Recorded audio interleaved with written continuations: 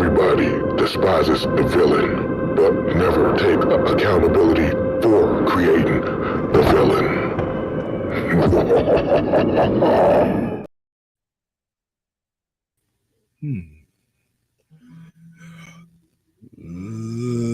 Ladies and gentlemen, boys and girls, children of all ages, what it do, people, what it do. As you already know, this is Yeah, snakes, chicken, ducks. No man, I ain't gonna do nothing wild like that.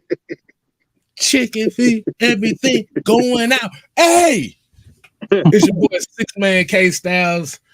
Playing a different formation tonight, man. As you already know, I'm on the pick and roll side of the game. As you already know, on the top side, we got the AFN prosecutor, Mr. Juan, aka, as you already know, therapist ATL. All the way up here, as you see, we have another one of the villains, Mr. Mad Mike Sports, or you can call him Dark Sidious in this motherfucker. And to my stage, to my stage left over here, we got OG Big Will in the building. As you already know, the villains is here to take over Friday nights. Yes, sir. And letting y'all know, Mike got a new nickname for me. Actually, they all got a new nickname for me now. They call me AK Styles now. Mm-hmm. If you wonder what AK Styles means, the AK means algorithm killer. And for all y'all that don't know, for tonight's show, Will is the transfer portal bailiff. So if everybody in here decide they want to get out of contact, you can hit that transfer portal quick. Open 24/7. 24/7. Shit, look, I was about to say, boy, that damn nap boy had my ass in the transfer portal for real, boy. I was in the Matrix. That's why we late, y'all, as y'all already know. What was that game? What was that game that came out where you had to go through the portals and not Quantum Break? But that's how I felt. But all right, Juan, man, let you go ahead and host it, man. Let us know, man, where we finna go with this.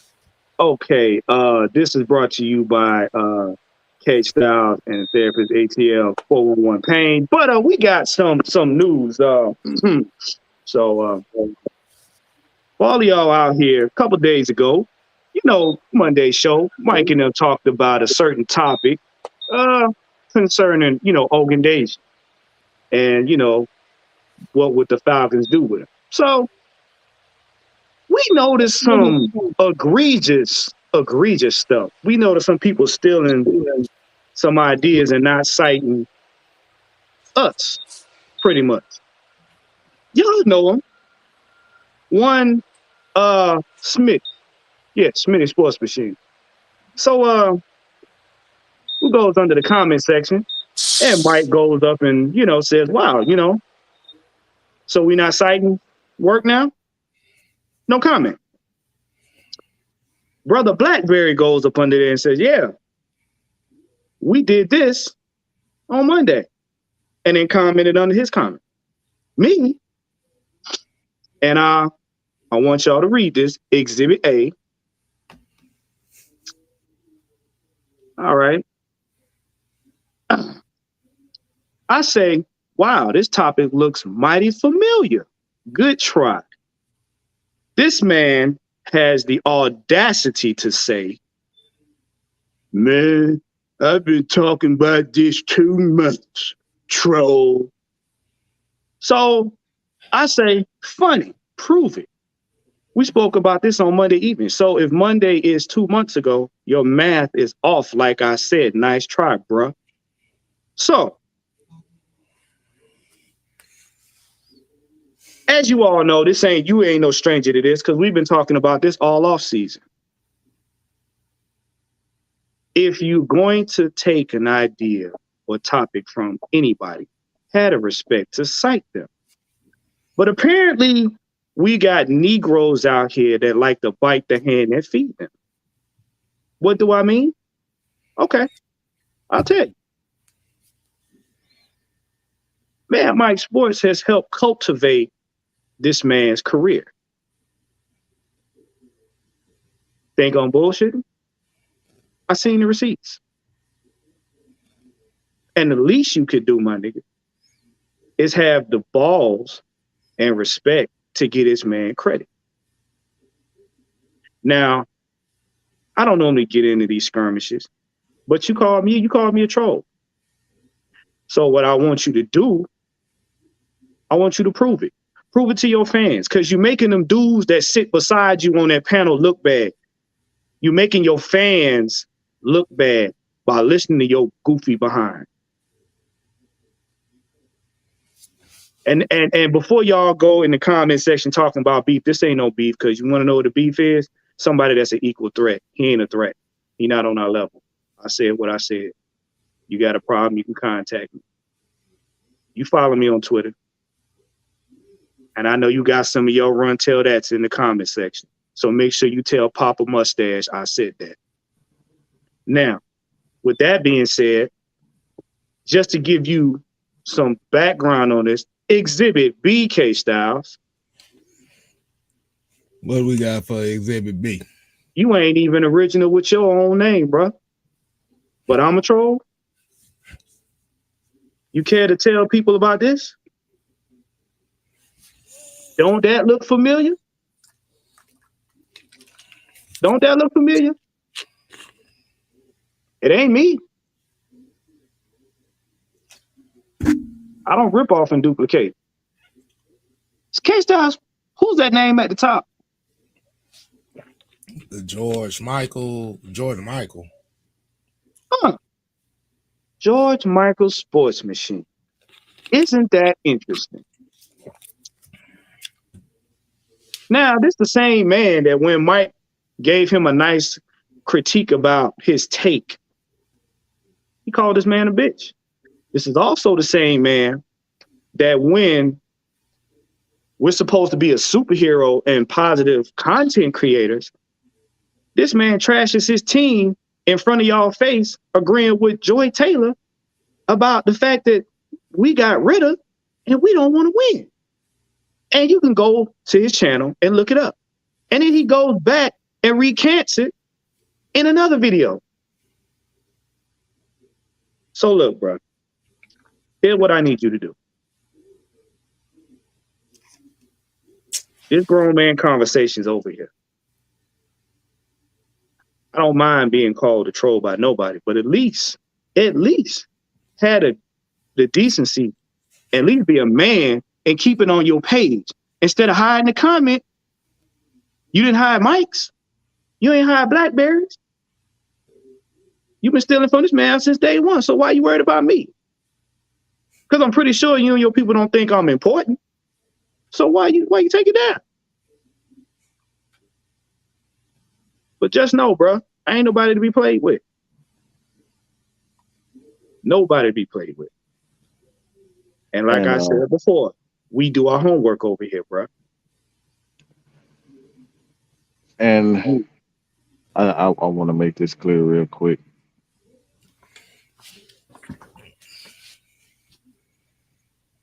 At some point, you just have to start, defending yourself, man. It's like for quite some times, I try to do the better thing, and to just let it go. But it's done me nothing but harm. Done me more harm than good. Just being quiet and not speaking up on certain things. And this doesn't just mean for AFN. All right. This is about the guys like Wolf. This is guys like Daniel Berry Sports Highlights. It's so many other the OG Sams. Like all the smaller content creators. And I don't mean that in any disrespectful manner, but at some point we have to help each other and not hog all the spotlight and give credit for where credit is due. That's all we asking for. And when you don't do things, um, when it comes down to citing other creators for their work, I'm just like, even if you admire, that's a lot of people that I admire. I admire Colin Cowherd. I admire, Stephen A. Smith. I admire these guys. Why? Because they did it before me. And they help shape the person that I am today. They help shape AFN. They help shape Mad Mike Sports. Now it all comes down to just being able to help the person next to you. Like I said, that we got to bring light to a lot of things that are just it's not right. Okay, we know what's right. We know what happened. We know the truth. We know the facts. You know the facts. You know the truth. And it's about time that people understand the truth and know the truth. So we're going to, if K Styles don't have nothing to do, we got some real big news to kind of bring up. Well, that was well put, man. Message. Like I said, this message to you was brought to you by Gary Martin Hayes and Associates, aka the Shut up, therapist. boy. Don't look like he about to go to war, bro. Look at his face. Yeah. I mean, like you said, you can't be like I said, I understand if there's a take that you have and you may disagree with it. Like you said, there's nothing wrong with it. The problem is like I said, the problem is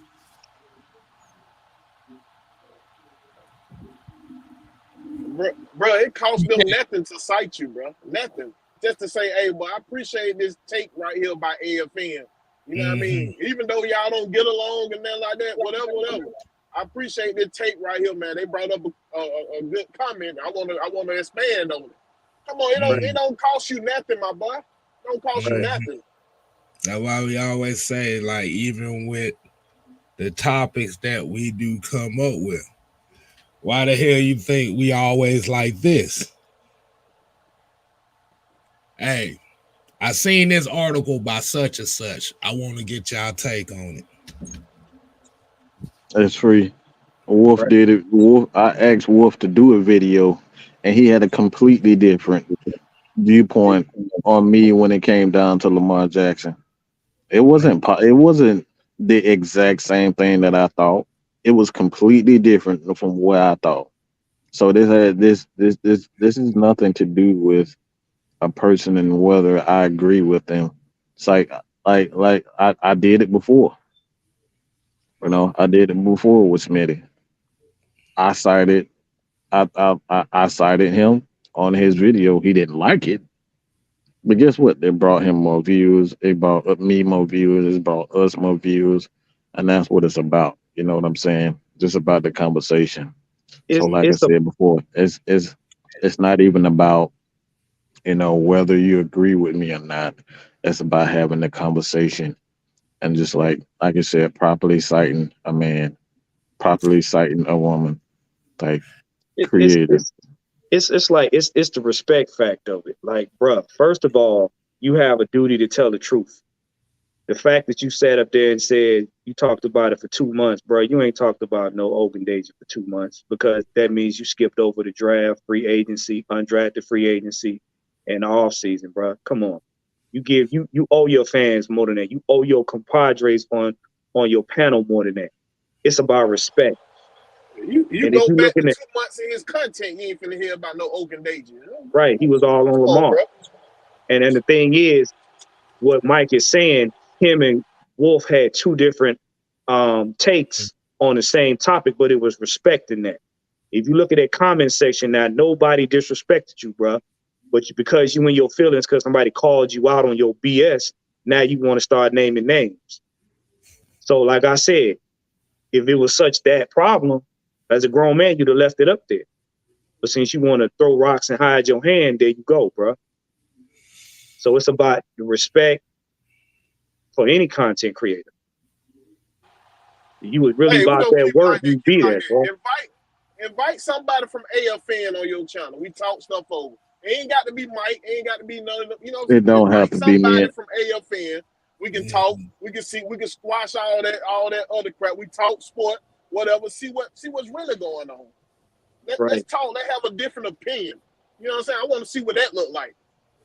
Because it's very interesting. This has been one interesting thing in the last 6-7 I love this comment right here. My bad, K-Style. I love this comment right here. This is what I love. This is exactly what I'm talking about. Exactly. The proof is in the pudding, bro. Bro, trust me. If y'all really heard how these conversations between this group of guys go, woo, boy. Outside of this, it's like a wrestling match. You thought WWE got some stuff. It's war games in here. Bro, I'd be better to hit Sam over the head with a damn broomstick after we hear with our conversation. Boy, it's battle royale backstage. Exactly. Boy. But at the end of the day, it's all respect. Because we know we got to put something out there for you guys. We got to give y'all the facts, the stats, and the truth. We're not coming with no emotions and theories and rumors. That's not what we do over here. But my thing is, you give credit to the person that opened the door for you, because you didn't make it by yourself. Shit, like everybody doesn't make it by their damn self. Right. A lot of people don't. All it takes is one chance from somebody. And at the end of the day, like I said, you're gonna have some people that's like I said, it's been a very interesting 7-8 months here. Let's go around what happened. Okay. And this is why all this conversation is coming about, because think about it. We went from side note, Braves got that dub. My fault. Yes, sir. Yes, sir. I meant to throw up the threes like Dub, and I actually threw up the OK sign. I'm like, what the fuck? I'm still waking up. It's all right, you still waking up. I'm still waking up, man. But like I say, it's been an interesting 6-7 months, because I want everybody to paint this picture here. AFN, the whole conglomerate, got put in this box of, in last 6-7 months. Let's think about this. We were a cult. We were ratchet. Very interesting. Of all the Falcon content creators, Mike's channel was the only one that got hacked. I'm still trying to figure out how the fuck that happened. Exhibit A, number 1. We was looked at as evil. We was looked at like we got all these AKAs and things going on by a whole network on the other side.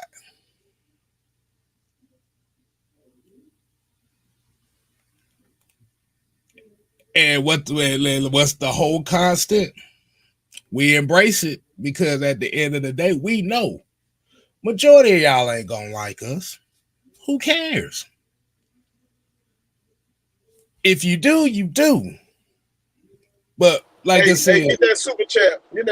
All right. Well, we got the super chat here. Say, I follow Low, Smitty, and Twisted because of AFN. Yeah. Again. And that's what we talking about right now. Again. But that's what we talking about.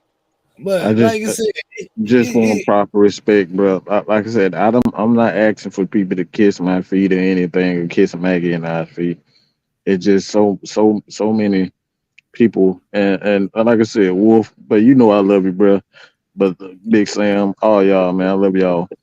But it's about respect, man. That's like I said, it's about respecting the small one. It's about respecting the big OGs. When I tell y'all, when Sam tell me not to do something, when Chauncey tell me not to do something, that's not a good idea.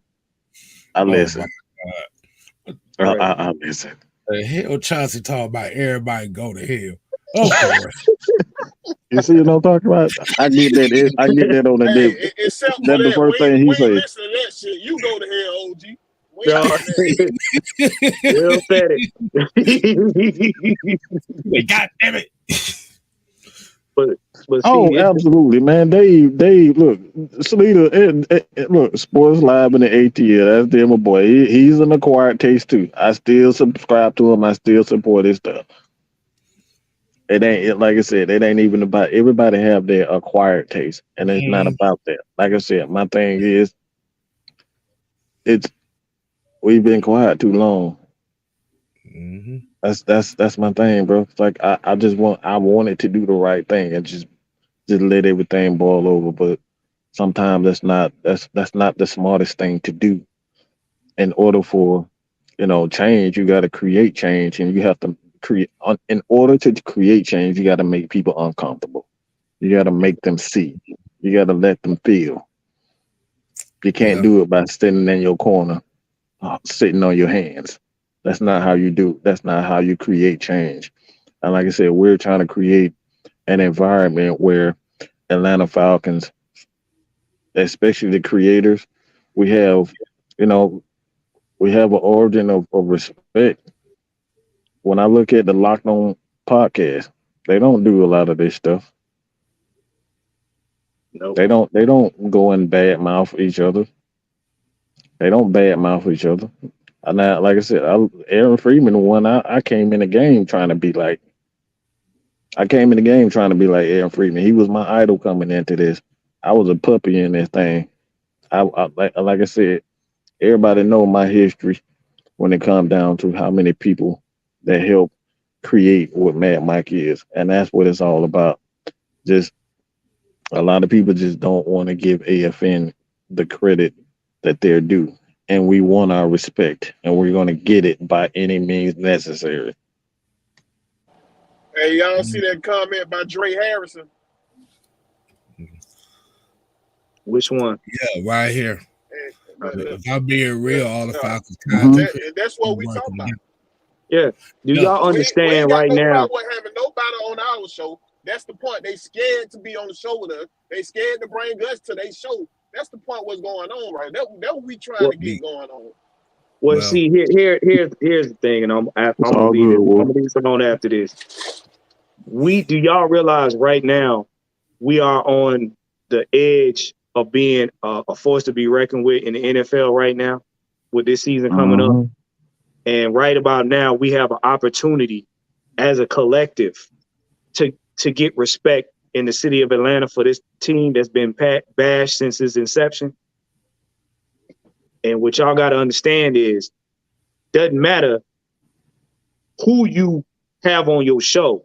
Your fans are our fans are your fans. They see the Mm-hmm. same show. So it Yes. ain't like we gonna miss anything. And whether or not you think that you are gonna agree with us, that's besides the point. We're not looking for you to agree.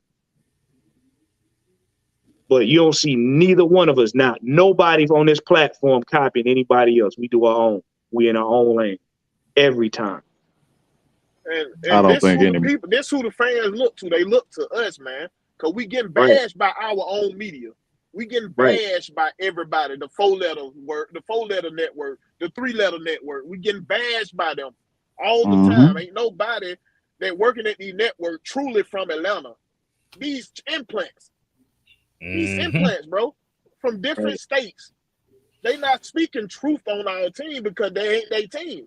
That ain't their team. They don't care Right. about the Mm-hmm. Falcons. They don't care about the Hawks. They don't care about them, bro. That's what we here for. And by us getting bigger, that's by y'all listening and telling your friends and telling everybody, passing on. You know what I'm saying? Passing on the shows. We got to work together, man. Not hate because you feel like our opinion gonna be different from yours. That's all we asking for, bro. That's all Mike been saying, bro. Give the respect, bro.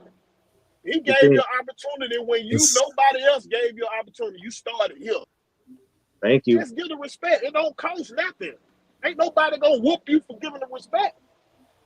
Right. That don't take it don't take away from your platform unless you just like not doing homework. Unless you like selling people a dream. If that's what you want to do, then just be honest with that. But just know that there's a consequence for that. You got a responsibility to give your fans the truth. We ain't selling dreams over here. We on the facts, the stats, and the truth, man. Y'all see enough BS. Or maybe that's what the people that don't like, maybe that's who you're trying to gravitate towards. I mean, like I said, at the end of the day, regardless, like Jay here said, we all notice everything from Twitter to YouTube. Like you said, we always and I don't want I hate saying this, but I'm gonna say it again. Eyes is everywhere. Everybody has the same damn people watching.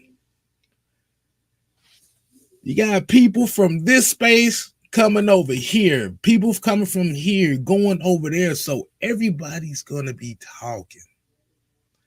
And like I said, we can't be in the, you got to think about it. The Atlanta Falcon content space is the smallest on YouTube of all the teams. Yep. Y'all see that? Y'all see that comment right there by another PR? Y'all my boys, because y'all represent for us all sophisticated hoodlums that left from the millennials. The ability to deliver an opinion, listen to an opinion is a lost art. Having a conversation. We just want to have a conversation. That they put plenty of venues shining a light on the Falcons. Is it? No, bro, they ain't shining no good light. They ain't shining no hope, bro. They talking about the Falcons going 7-10. Come on, bro. And I got them numbers, by the way. Like I said, but like I said, when I can count. Go ahead. No, I'm about to say, when I saw, and I've been saying this for the last 2 years, eyes is everywhere. You just said it. Everybody watches the same thing.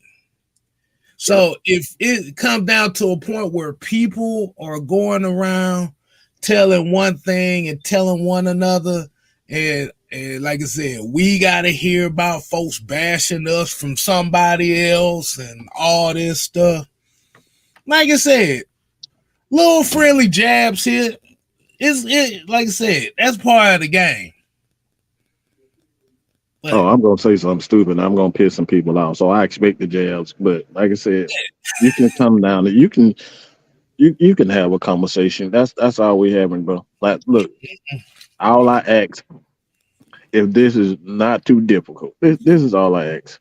Yeah. Don't take how y'all feel about me out on Warren, out on Will, out on Little Mikey, out on the crew, out on them, man. It's like this has everything to do with them. You and I, let them shine, man. Let the fresh shine. Like let all the smaller countries, let the Recondos. I don't see nobody asking Recondo to come on this show. I don't see anybody asking. It's a fraternity, man. Y'all got to be best friend with people that even have. I don't see half the time Wolf gotta go in and try to, force his way in there. Wolf got a way of doing things. You know what I'm saying? But like I said, bro, just that's all about being able to spread the wealth and just enjoying the conversation. And that's all we ask. Don't run. We'll send you the link. We won't jump on you. Okay, we just gonna ask questions. That's it. And I think that's the issue. We ask too many good questions. We ask too many damn questions. I think that's the problem. I mean, simply put. I mean, let's call it what it is. Simply put, do your homework then. That's it. If you're gonna get in a ring with somebody that you know serious about what they do, then do your homework. It don't take but 2 seconds to go read an article or do some research on something so that you have a good talking point. Right. That's it. We don't always agree. We don't know everything, but I guarantee you we'll go do our homework. And not one of us on here ever said we know it all. But like I said, when y'all on Twitter, Well, we I know see it y'all, all. Shit, I know it all. you know what, like. No, I think the difference I'm just see this. I'm just bullshit. Y'all know I got an ego, man. Everybody know, man, I got an ego. But goddamn ego through the goddamn roof. But the But thing the about thing we see is, we see y'all on Twitter. We see y'all on Twitter, congregating amongst yourselves and everything. Y'all giving each shout outs, high five. Y'all saying y'all having little baby barbecues at each other's house and stuff like that. We see that. It's all good. But like I said, I don't care how far you go or how many people you acquire. This man right here, right over there, man Mike, right, somewhere, open the right? door for y'all. Period. You ain't gotta like it, but trust and believe, we got receipts. Get that man his respect. Right. And just know that ain't nobody on AFN, Mad Mike Sports, K Styles, none of us is no lightweights. Best believe it. Yeah, man. Hey, like you said, man. Let's go to I some already stuff gotta that say actually this makes sense. once. Like I Hey, said, we we had touched to on say that this Jim Brown. once. What's up? We touched on that Jim Brown yet? Now we about to. We about to get on that. Yeah, Oh we man, Yeah, so like I said, only gonna say this once. The ball is in your court now. You can either shoot that motherfucker, you can pass that motherfucker, or you can dribble it out of bounds. The choice is yours. But you owe your fans money. Shit. You owe your compadres money. What they say, you can shit or get, you can either shit or get off the pot. Right. That's it. Man, like I said, look at this. Look at this. Wolf, Condo, 58, Jew, Blackberry. Yes. That's it, bro. That's it. And like I said, there's some other guys out there. Flag on the play. Wolf just dropped the video earlier today. Right. Shouting out. That let me know what I mean. Like we look, man. Our actions speak louder than our words. I'll just see that. Right. Actions speak louder than the words, man. And like I said, we can see that. Man, fuck you. Fuck you.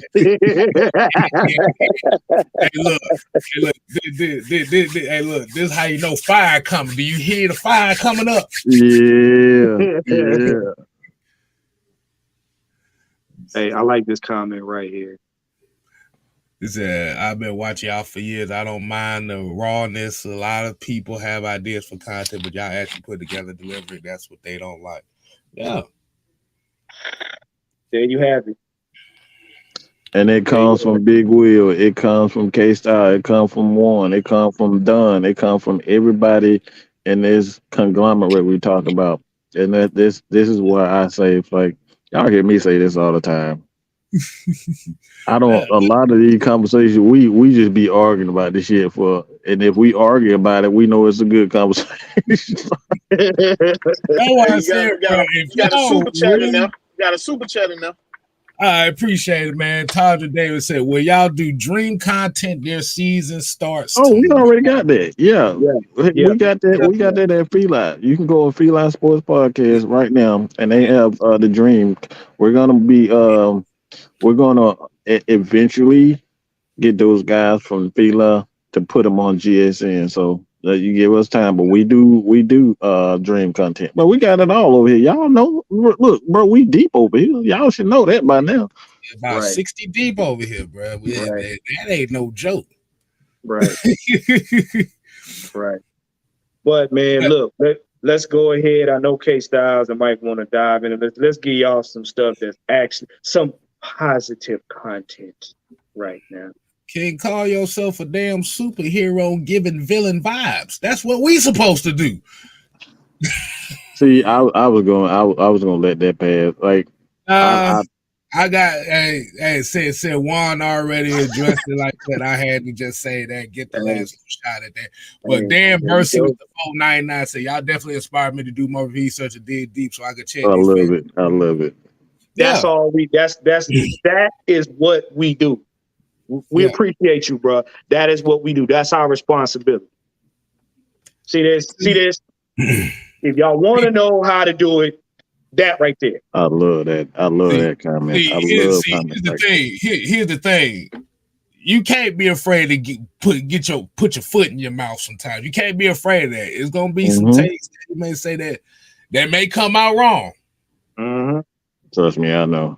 Trust.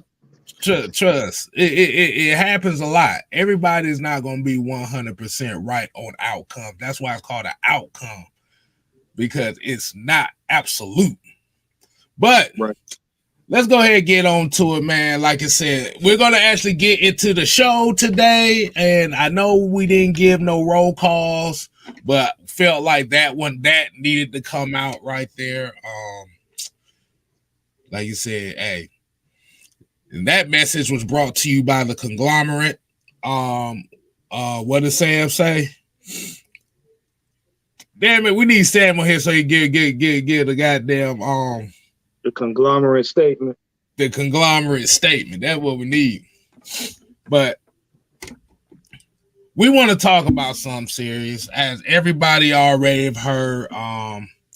The NFL and the state of Georgia lost a legend today. Mm-hmm. Jim Brown, came to find out Jim Brown passed yesterday. Mm-hmm. And I want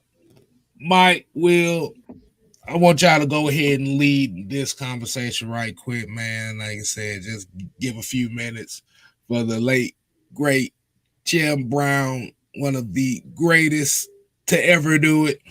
Mm-hmm. Go ahead, Mike.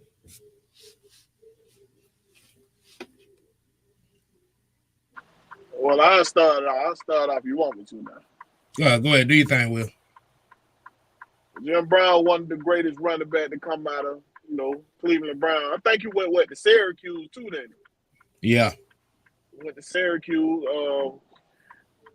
Him and that dude, I keep forgetting that dude's name, but they did a movie on him, bro. It was like running back. Bird. It was like boy. Yeah. Y'all know who I'm talking about. Y'all done saw that movie. But them boy was some great talent, man. And can't nobody deny that, bro. Jim Brown was, hey, man, one of the best that do it, man.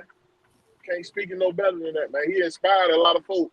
And when it comes to acting, man, I love, Mars Attack. Oh, yeah. I love that movie by, you know what I'm saying? There's a couple of movies here played in, man. I'm going to get you, sucker. I'm going to get you, sucker. That was a classic right there, boy. You know what I'm saying? He touched our hearts in so many ways, you know what I mean? So, man, he gonna be missed, bro. He gonna be missed. This dude, like I said, this dude right here was one of the major activists on trying to bring the Crips and Bloods together.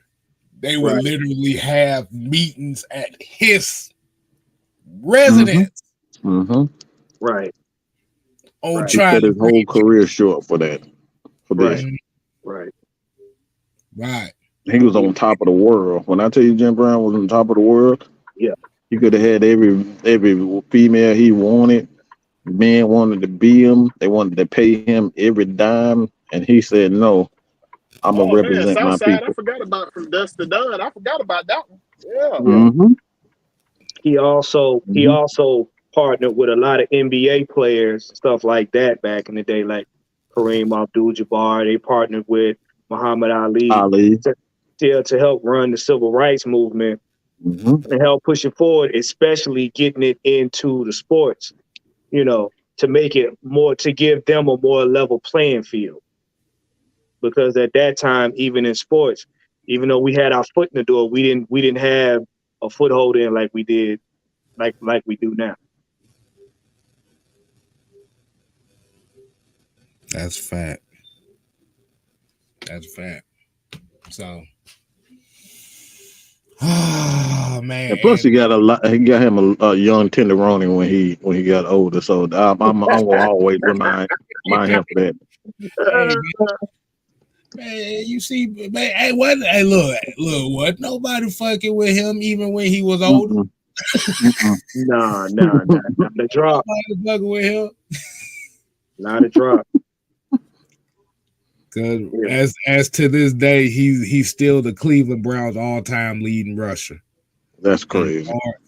Yards and touchdowns. Yeah, that's insane. Yeah, 12,312 yards, 106 total touchdowns. And that man, when I tell you, that man was like a can of oil on the field, bruh. If y'all thought Barry Sanders or Emmitt Smith could do cuts, Jim Brown would jump over you, move around you, run you over, and not break a sweat. Yeah, appreciate that. Yeah, Ernie Davis. Appreciate that. Yeah.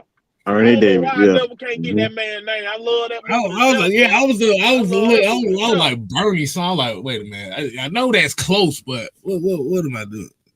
Okay, Ernie Davis. Mm-hmm. Now, mind you, for all of y'all new people that don't know what era Jim Brown played in, he played in the era where they was knocking your teeth out, and that was normal. Mm-hmm. Where they call football the gridiron.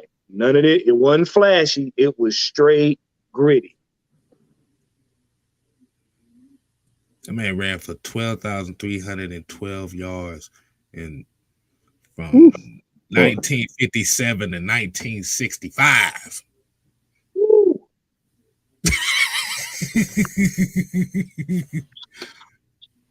That motherfucker averaged 104 yards per game for his career in Cleveland. Say that again, K Styles, because they don't know what area that is again. You said Cleveland? Cleveland Browns from 1957 to 1965, 104 yards per game. And you talking about it again, he was doing it for the respect. He could have kept going. He could have just worried about himself. Right. But he was looking out for others. He was trying to help other young players come in and help them get on a equal playing field. So this is why even tonight's show was important for us to speak on this, because we're going to have somebody that's come after Mad Mike and Atlanta Falcons Nation, done expand on what we're doing, and probably even go further than what we've ever gone. Right. And Terry Lloyd with the $10 super chat. We definitely appreciate it. Thank you, AFN, because y'all have respect for the game. No matter what takes y'all have homework to back it up. Thank you, man. Thank you. And this one right here, this comment right here, was saying, talking about Jim Brown and Earl Campbell with Dalton. Absolutely. Absolutely. Those are two running backs where you need to call upon Jesus before you tackle. Right. You need to say a couple of Hail Marys before you get on the field. See, let me let y'all know something. This was back in the day. I think this was before the era where we had like the Mean Joe Greens and the Refrigerator Perrys and all that kind of stuff. Them kind of dudes where this man was like the Jackie Robinson of football. You know what I'm saying? This man, he carved a niche in the football, especially for the running backs. Mm-hmm. And he set a trail for everybody else to follow. You got running backs to this day trying to catch that and break that record. Mm-hmm. And then Brian Peoples made a great point about this. The racism he had to feel behind that shit too.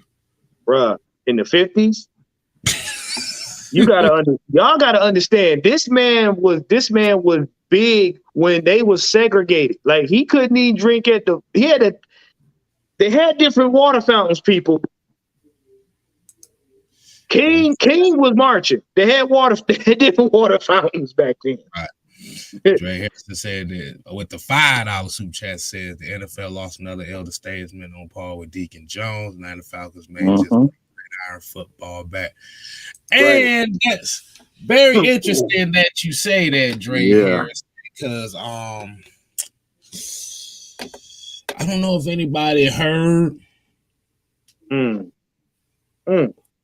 Your boy Matthew Bergeron got the seal of approval from 2 Falcons legends. Who that big?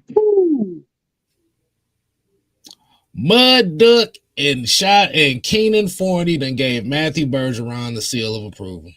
K-Style, just look up for a second. It's done. It's done. It's done. Hold on. You gotta do the rock. You gotta do the. Smell that. I smell starter. Yeah, we actually interviewed Keenan Forney. When I tell you, he was one of our most fun because he just talked the game, and I love that. Which is crazy as hell because Derek Keenan Forney and Chris Draft was actually me and Ju's introduction to all this shit. Yeah. Yeah. That was the very first show I did with AFL was an interview with those two. So y'all do realize something, right? If you notice a pattern here, the Falcons have not only mended relationships with past players like Terrence Mathis, they've kind of smoothed things over with Vic. You got players on this team that are veterans that want to come here, and you have Hall of Fame veterans that are signing off on rookie players. You see where we going here? And it's very interesting that the coach majority of the Atlanta hated is the one that's mending the relationships with, like you said, with the past players. Mm-hmm. Like I said, when we seen it with Dan Quinn, it was okay, you was good, cool for this one, but then now you hear that these guys ain't allowed in camp, these guys ain't nowhere allowed near the play. He did it 1 year where he let Chuck Smith work with Vic Beasley and the pass rush, and that was the Super Bowl year. After that, Chuck Smith damn near got banned from even coming around this team. All because of TD and that damn Dan Quinn. All because of that jealousy. He wanted all the shine on himself. Yeah. He wanted all the shine on himself.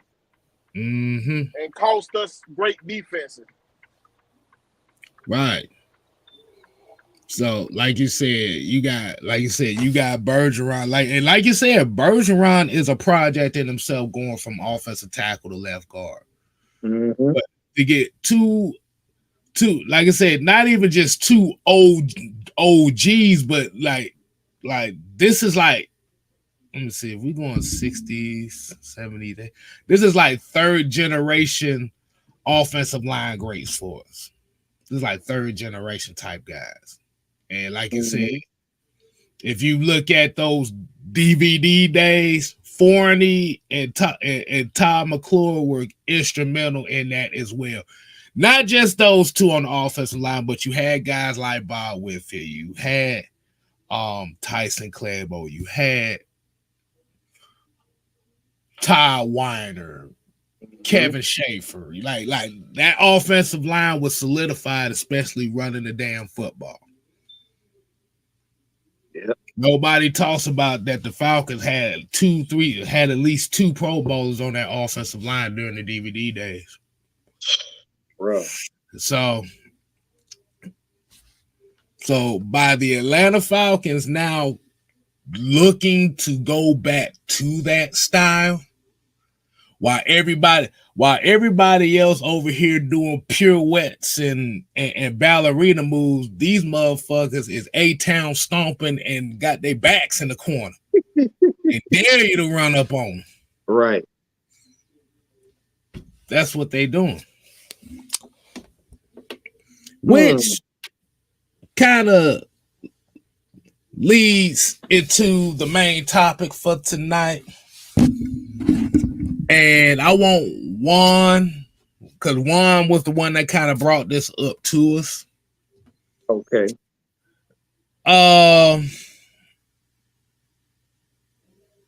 You said that Vegas, the Vegas betting odds for the Atlanta Falcons is 7-10. Yes, it is. Yes, it is.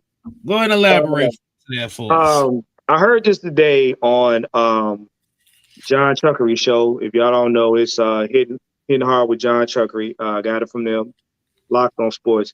He said that Vegas betting odds against the Falcons were like 7-10, pretty much. So that means what Vegas has done. Vegas has taken those one-score games that we lost, and they went to do the over and under pretty much. You can go back and look for it for yourself. It was on today, probably around, it came on around by like 12, 1 o'clock, something like that. But it's you can go look on it on YouTube. But what he's saying is they had us, I believe, like 4 points under, 4 or 5 points under for the Jets because they got Ron. They had us maybe 2 or 3 points under, don't quote me on it, but it was like that for like Detroit.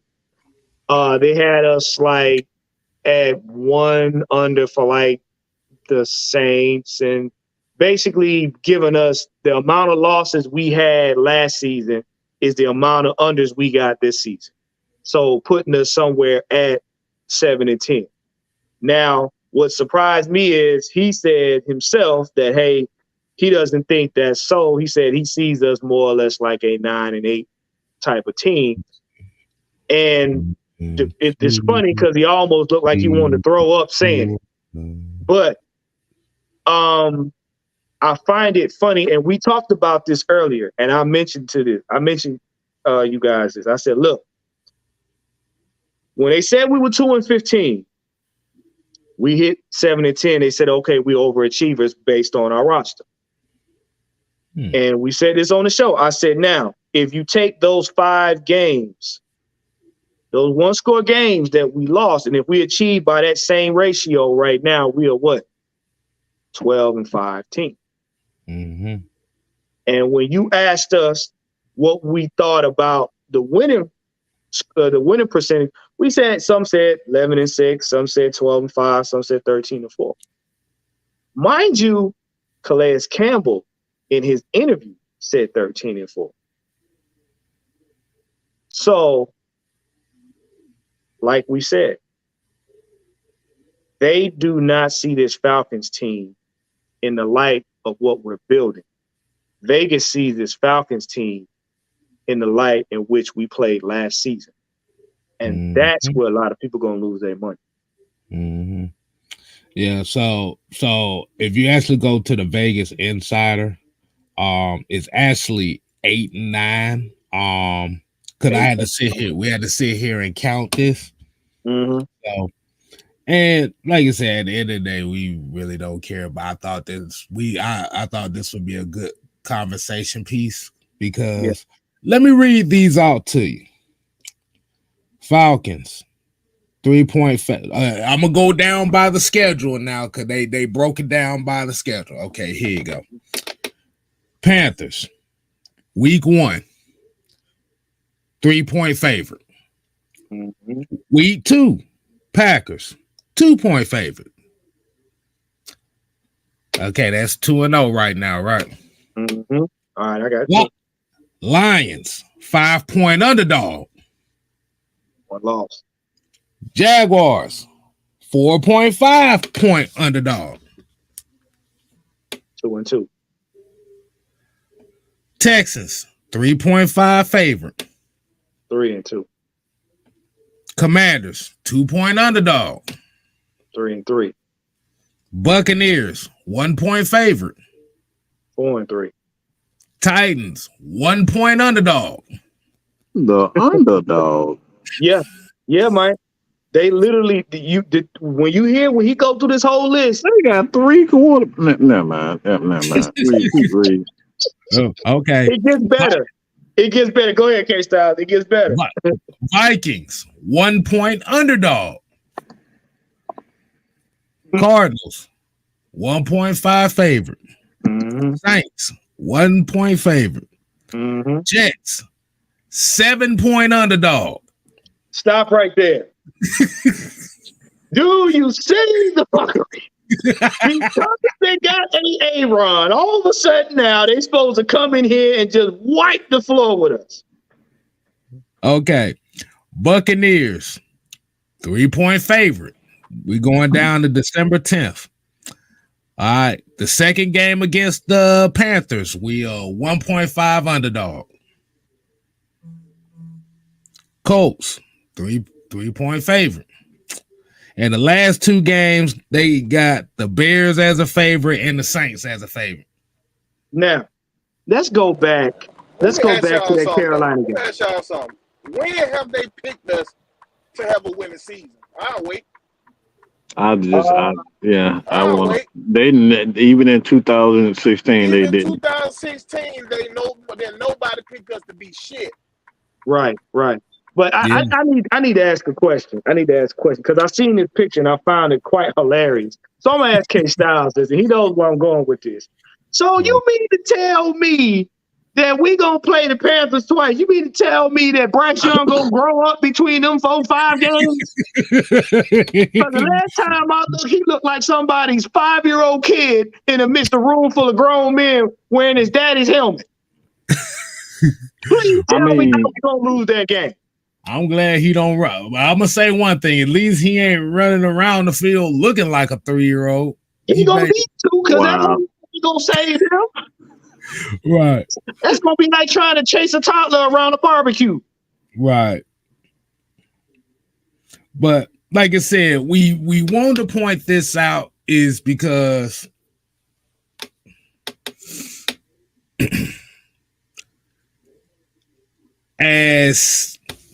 and if you look at a lot of these point bets, I see where they did with this. Because essentially the only game that they have where you really have to worry about the point spread is the Jets game, the Lions game, and the Jaguars game. Everything else is like 1 or less. Now I'm gonna say something about that Jaguars game, and I'm gonna say this, and I need y'all to pay attention. Yes, I'm glad Ridley is getting his life together, and I'm glad Ridley got a chance to get back in it and play, not just for our sake for the picks, but for what that young man went through. With that being said, this man quit on this team in London. You don't think these boys on his team didn't forget? Damn, don't think he gonna walk on that field and it's gonna be cool by him.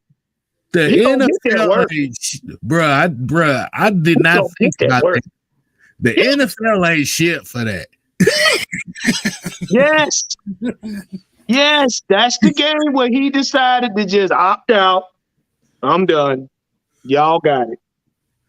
You don't think they forgot that? They forgot it. You talking about Mr. You talking about Mr. Like drama. The NFL like drama. Oh yeah. That buddy came back with a little muscle. We're gonna see if he like to go across the middle though. We're gonna see. Okay, wrestling fans. History. Remember how they built up Stone Cold and The Rock over a couple of matches to the main event? The Rock would do something slick here. Stone Cold do something slick here. They mess up a match here. They mess up a match here. They get them two to come together. When it got in the ring, it got good and ugly. NFL the same way. Why you think we play them in London? Makes for good ratings, don't it? Oh, yeah. Oh, hell yeah. So Like I Somebody, said, never mind. I'm gonna tell Say you it right with your now. chest, Mike. Damn it, say it with your chest. Ridley No, ain't walking out on I'm not that gonna do field. it. Ridley ain't walking out on that field unscathed. I hate to tell y'all this. He ain't about to go run crazy like y'all think he is. They got long memory. Hey, I already told them my prediction on the Rex pick, and I stamped it already. I told y'all. Damn, 15 I and sure 2 at the forgot about best, that Jacksonville shit. 13 and 4 at the worst. Let me tell y'all something. Top 5 I watched- offense, top 5 defense. I watched Total Pro Sports today, and once again, they never failed to piss me off. They just can't say it with a straight face that the Falcons are gonna take a leap next year. They had a video, 5 teams that'll take a leap and 5 teams that'll fall apart. They said Tampa Bay were gonna fall apart. And what they said about the Falcons just irked the fuck out of me. Chris Sims. Look, let me tell you something. Let me Yeah, let him let too. y'all know something. Him too. Chris Let me Sims, tell you something about him. I don't listen to a damn thing Chris Sims got to say because his whole career was garbage. No. But look, you know it's bad. Raccoons had better shits than his career. No, I'm telling you right now, you know it's bad. You know Chris Sims. Well, Chris Sims is bad when John Chuckery take up for Ritter. When John Chuckery has to take up for Ritter for what Chris Sims said, John that's Trigger bad. don't like nothing. He don't Look, like John Chuckery like I rather said, throw up on camera than to talk good about the Falcons. Raccoons have taken better shits than Chris Sims' career. Chris Sims is a raccoon piece of shit. Now he a damn squirrel. And He if said you he looking ain't Like a around, damn squirrel. if you Said looking he ain't around, even ain't that. nobody giving Ritter no props. They Well, ranked that's him what- And that's the reason why when he come into the season this year, he gonna goddamn let everybody know. Look, bitch, I'm Rick James. Fuck your couch. I'm here. Well, look. Even John had to admit, he said, that was a backhanded compliment. He said, that was a backhanded compliment. He said, I don't think he's going to be that bad. He said, do I think he's a first ballot Hall of Famer? No. He said, but I do think he's a good quarterback that can make plays. He said, and those are the kind of quarterbacks that win games. He said, I didn't see puffed up top drafts that have been busts. He said, but I've also seen quarterbacks that actually played the game that are actually good, that can actually win. But I He want said, to but see that the was a video. backhanded I compliment. want to see the video that these folks saying that he gonna be bad as hell. Show me. They're I need to not see that excited. video. They're not excited about a man that He ain't no big name quarterback, so they are not excited about him. That's all it is. You said the video. You said the video. Well, usually when you see the video, they show the same 3 throws. right. It's the one that that got picked off, but didn't get picked off against the Saints. Mm-hmm. The one where he fumbled the ball trying to throw the football. Right. And what's the other one? The other one is a preseason game. Right. Now, And they was all early. but see, no.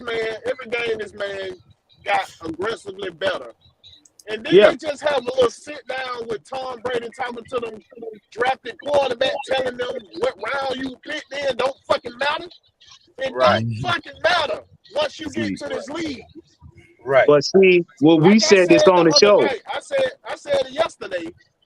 We got more bottom round quarterback that succeeded than the top round quarterback. Exactly, Mundo. So that round That's shit right. is what you willing to do once you get to this level. How much are you willing See to Ryan Lee. How much are you But see, we said this on the show. K-Styles, Mad Mike, and myself said this on the show right before they let go of Mariota. We said, now listen, if you want rid of this early, you got to understand, if you put him in the game now, he gonna do rookie things.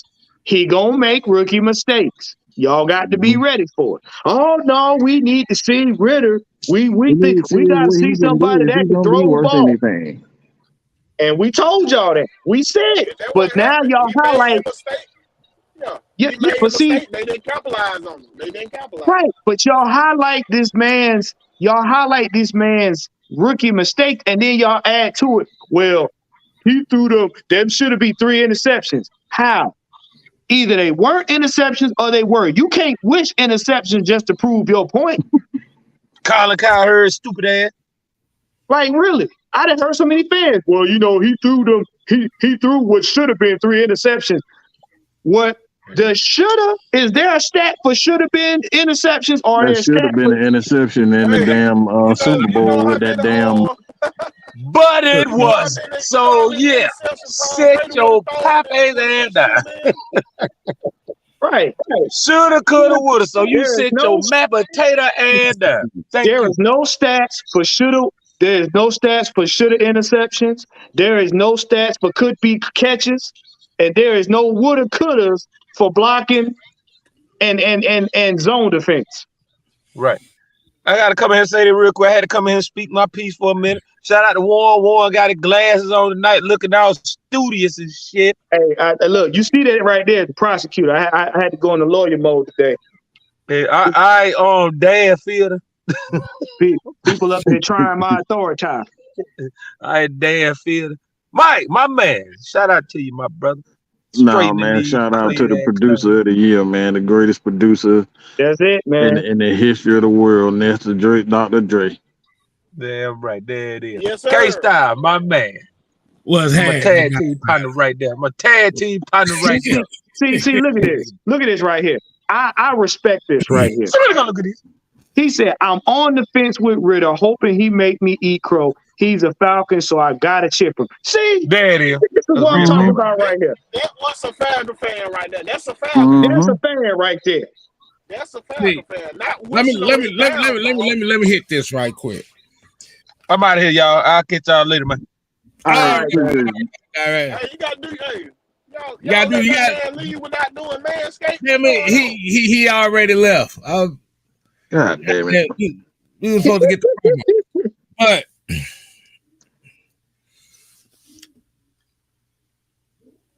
the thing is, well, a lot of people do not realize what they're doing with him is by having such a and this is why I said this is the Jedi mind trick everybody is playing to this situation. Hold on, my bad, K-Style. You got two Two super Yeah, chats. super Okay, chat right hold on. Let's go and get those right quick. Okay, that one said 2011% of the first round picks become successful. That is factually true. Yep. Y'all can go look that up for yourselves.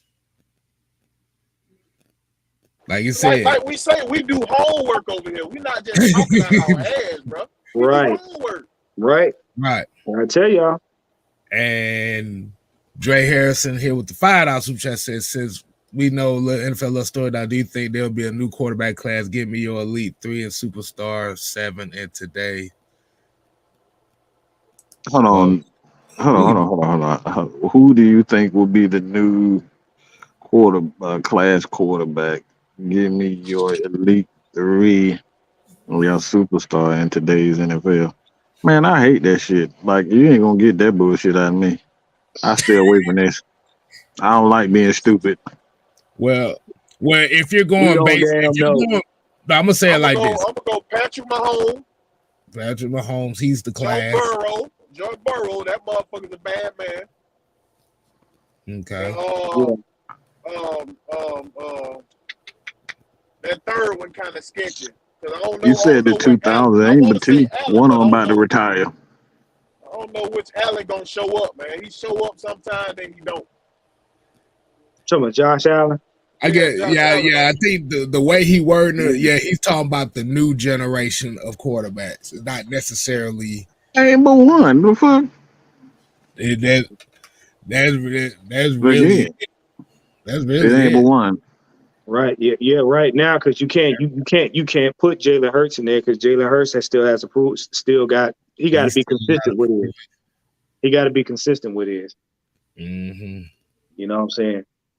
No, Jalen Hurts ain't did that but RPO, bro. You That's gotta show what I'm me something saying. different than that. You gotta show That's me what I'm something. saying. He hasn't You gotta proven show me that he that can run an he reading the offense. defense. You know what I'm saying? Right. You gotta show me he reading the defense. Mhm. Oh, come on, man. So yeah, you can. You like I said, I can say Burrow. Let me say this. Let me say this. There are two tiers of quarterbacks. There are quarterbacks that can manage an offense and do exactly what the offensive coordinator asks of them. And then there's quarterbacks who can do what the offensive coordinator asks of them, and then they can go off script. It's not many quarterbacks that can go off script. As good as Alex Smith was, he wasn't a quarterback that can go off script. He was great at doing what he was told. That's why a lot of people call him check down. He was very good at checking the ball down. He was very good at putting up numbers. But when it came down to those clutch throws, those clutch plays, he wasn't able to do that. Guys like Matt Ryan, Drew Brees, Tom Brady, those guys are the type of quarterbacks that were able to do these things. And a lot of people like to not give Eli Manning the credit that he's due. Eli Manning was able to do that in clutch times. Yes, he was. And that's why he's a two-time Super Bowl champion, along with with the defense and everything that comes along with that. But that's what quarterbacks do. Quarterbacks are not something that you can just throw in there and say, "All right, be successful." You got to see these guys in clutch situations, and they're able to go off script when it comes down to the style of offense. For example, Matt Ryan, Super Bowl. Julio Jones, catch. That was not a scripted play. That wasn't a scripted play. Julio had no clue he was going to throw that ball right there. Julio and Matt Ryan made the play. That's what we're talking about. You look at that throw several times from Aaron Rodgers, how he just That was a beautiful launched throw that too, bitch by in the the way. air, and just like wide receivers end up catching the ball. Those are off script plays that you can't draw up if you're offensive coordinators. So those are the things that when you look at quarterbacks, are they doing those types of things?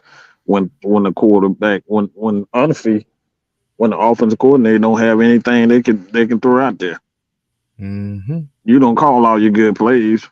So at this point, it's up to your quarterback to make the big plays, and that's when the big plays. And like this is why I always. And I'm probably going to receive a lot of heat for saying this, but this is why I rank Drew Brees a second tier quarterback, because if you look at what he's done in the playoff, he's done nothing special. He lose every time. If it wasn't for his defense that one year, Drew Brees wouldn't have won that Super Bowl. Right. He doesn't do anything spectacular in the playoffs. He comes up short every single time. So I know I'm receiving a lot of hate from the Saints fans, but y'all know, all right, y'all can go 13-3 every year and still end up in the same spot. So fuck y'all. Yeah, I mean, but you're right, because you got to think about it.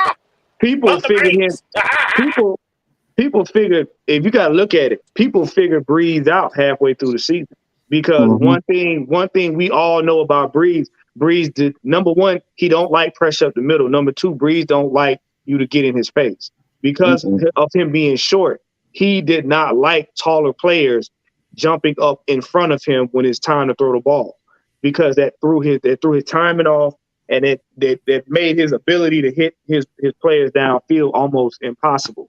I'm just saying, anybody can prove me wrong when your boy actually made a play when it mattered most. When it come down to Drew Brees, I'll wait. Hey, I got a question, and I say Champagne Bath. He's here. He say it's not. It's just bad throws, not interceptions. And like I said, I'm gonna just say it like this in the right way. No, he's talking about Desmond Ritter. He talking about Desmond. Oh, Ritter. I know what he talking about. Yeah. But every quarterback makes bad throws. I was about to say that. I was about to say the same thing. That's the nature of the game. That's the nature of the game. Like I said, every last one of them. Look, if that's the case, all the quarterbacks need to be going 100%. Mm-hmm. We've Right. seen some of the greats throw some stupid passes. Hell, we've seen Patrick Mahomes throw some ugly ass. What the fuck was you thinking passes just last year? But you know what, K-Styles, I'm glad you said that because I'm about to make a comparison right quick that's probably going to irritate the shit out of people. But here's it.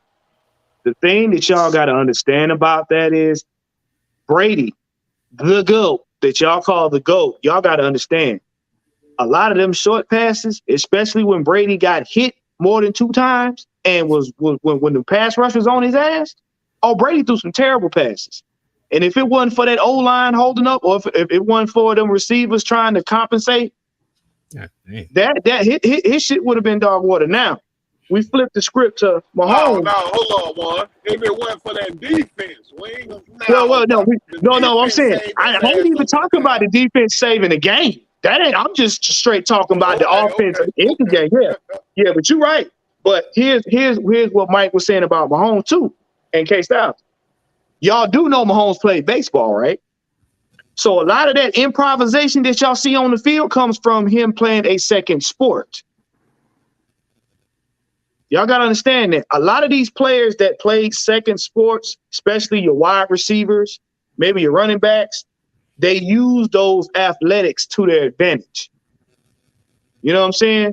So when you see Mahomes doing hot potato, which we ain't seen in almost 30 some odd years, that come from him. When you see this man sidearm a football, that come from baseball. Hey, Yeah, that's where a lot of these that. AAU circuits mess up these kids because they take away the ability to be creative. Once you play different sports, it taps into that creativity. I played all 3 sports coming up, bro. Yeah. It taps into it. It helps you improvise in certain situations. Yeah. You know what I mean? So if you're a receiver and you used to playing basketball, do you know a quarterback could throw you a ball way above your head, and you being able to jump plus your wingspan, that makes a big difference. Right. Bodying out a player is a basketball skill. When you can body out a defender, a cornerback, or a safety and catch the ball, that's a basketball skill. So y'all got to understand this stuff when Mike and them go to talking about attributes of quarterbacks. It ain't all about just standing in the pocket and being able to throw, being able to run. If they've played other sports, that adds to their skill set or athletics. My bad. I was thinking about that comment. I'm gonna ask y'all a question. If y'all mind me asking a question. For the 2022 season,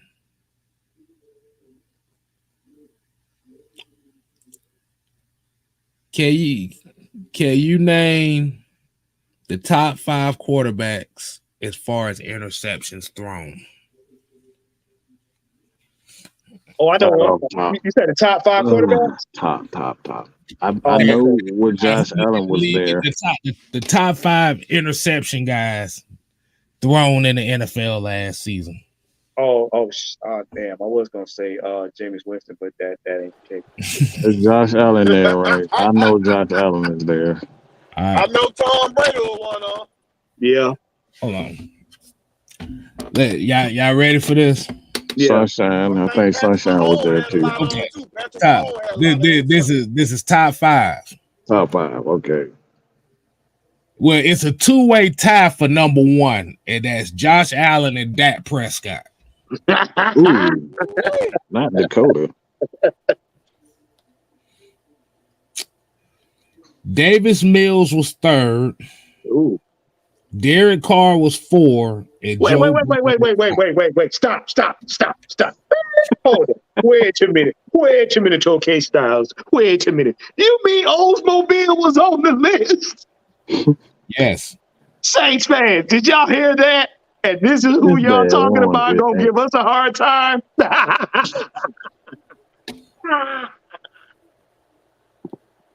And who else? And to round out the list was Kirk Cousins. Yeah, that also. Oh, and I heard Kirk Cousins will get Joe Burrow were tied. You mean Cool Joe? was on that list, K-Style? Mm-hmm. So wait. Because let's just go back. Because per the media, Kirk Cousins supposed to be a top tier quarterback. Per the media, you got Joe Burrow, cool Joe, that been to the Super Bowl a couple times, playoffs and stuff. You got Derek Carr, he's supposed to be, the second coming of Drew Brees. Say if the Saints nevermore. So, but y'all seem to want to try to compare this to a rookie who has bettered himself in every game Hey, because he's on the Falcons. that was a good statement by Southside too, and that missed 5 games. Yeah, we did. Right. That is sad, boy. Ooh, Right. that is pretty bad. Right. Wait, oh God. Oh, Hey, hell. I thought something interesting also. Yeah, look, I say, my bad. Let me get this out the way right quick. I know Tampa Bay probably gonna be glad they got rid of Tom Brady for this particular reason. Tom Brady threw the ball 799 times last year. Ooh, Lord. Are you kidding me? He did what?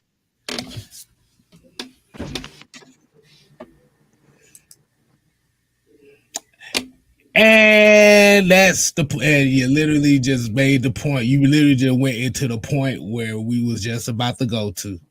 Most of those quarterbacks are in pass first offenses, not run. And that's what I wanted.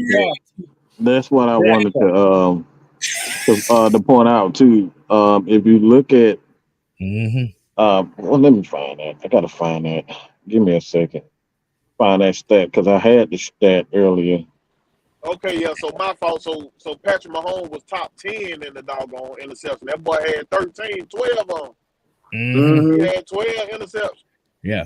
Now, just like the picture I put up with Ritter side by side with Matt Ryan in the first 4 games, and you look at those stats, Matt Ryan had 2 interceptions. Ritter did not.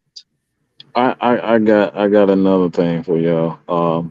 And this is why it's important. The passing attempts in offense, and Arthur Smith's offense go back all the way to 2020, 2021 with Matt Ryan. All right, and this is Matt Ryan, Tannehill, and Desmond Ritter. I thought it was very interesting kind of take notice too. The passing attempts. Matt Ryan, obviously he's the most experienced, 33. Then you got Marcus Mariota and 22. He was passing the ball 23 times a game. Desmond Ritter, this really surprised me, to be honest. But then again, looking back, it doesn't really surprise me. But he was close to Matt Ryan at 29 attempts a game. And then you go back to his days with the Titans, Marcus Mariota, it really didn't change. In 19 with 23 attempts a game, and then Ryan Tannehill 24, and then Ryan Tannehill 31. So what that tells me just about the passing attempts with Desmond Ritter, man, it shows me that he has a lot of confidence in his ability to throw the ball, because 29 attempts a game for a rookie right off the bat like that, when Marcus Mariota was at what, 6 less attempts than him in the game. That shows you how good, how ahead of the curve this kid is, man. And he's only going to continue to get better. Now to piggyback off what you said, Mike, if any of you have paid attention, they put the video out of Ritter showing his accuracy, because a lot of you clowned him on his accuracy last season. Now, if you look in the video, you see Ritter up front and you see Heineke off to the right. And this man is throwing it in the net. And we also got a picture of him. Look, some of y'all can't even find a coochie hole up here talking about throwing a football in the damn. Like, shut up. Right. I don't want to hear that shit. This man sitting up here If you watch his movements, he's going through, he's going over the little blocks. Then he just simply turns and throws, and it's dead on. It ain't too high, too low. It's dead on. And then they moved it over, and then he did it. He went through the blocks again, and then he does it again. Then we got a screenshot of him doing his mechanics. And like I said, I know Mike knows this better than I do when it comes to body mechanics and throwing. If you look at Ritter's mechanics, I told Mike, I said, the man's legs are shoulder width apart. His arms, his forearm, and his throwing arm are totally horizontal. If you look at that body mechanic makeup, that means he's throwing from his hip, not from his shoulder. And what I mean by throwing from his hip, when you throw a football like that or you throw a baseball, you gather momentum from your hip so you don't blow out your elbow or you don't mess up your shoulder. Proper mechanics is the reason why a quarterback can put a lot of torque on the ball without tearing his hands and stuff up. And that prolongs his career. We've seen quarterbacks that had improper technique that hurt themselves in the game trying to throw. Cameron. And that's and like I said, because you got conditions like tennis elbow and all that kind of stuff where you mess tendons up in your elbow and you don't have the zip on the ball like you used to. So y'all got to pay attention to that. This man has gone back to the fundamentals of football for a quarterback, which means that he's not only going to be able to play for a long time, he's going to be able to now dial in his throws to where he can put it in positions where only his receivers, his tight ends can get it.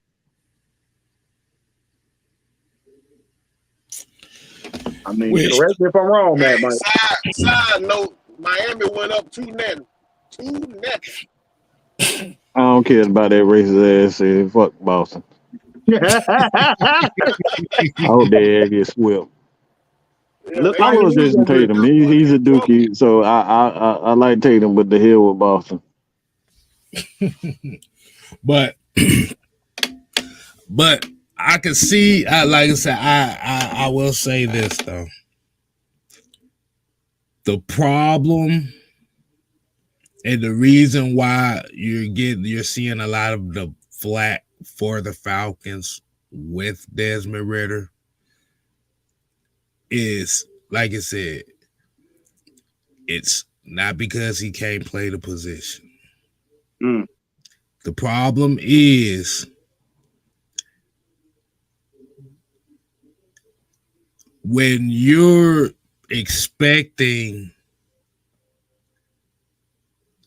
Matt Ryan or Michael Vick out of a guy right off the bat, your judgment is going to be jaded. Like you said, if you look at where this offense is going, and we're going to keep beating this until the season starts, they don't need him to be Matt Ryan. They don't need him to be Michael Vick. They just need him to be Desmond Ridder. Mm-hmm. Which means we got the run game for you. And we got the wide receivers that can get you the yak yardage. Mm-hmm. All you got to do is just manage the game.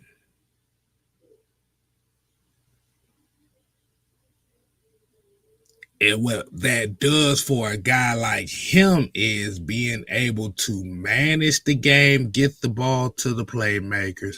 Now you're building his confidence up. Mm-hmm. I mean, I ain't gonna say he ain't no short of confidence because, goddamn it, that's a confident ass dude. This dude already damn near guaranteed a Super Bowl before he even came here. But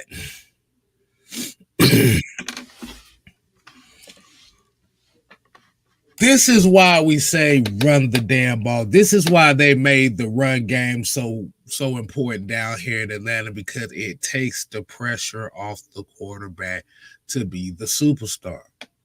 You don't need him to be the superstar. Let the run game be the superstar.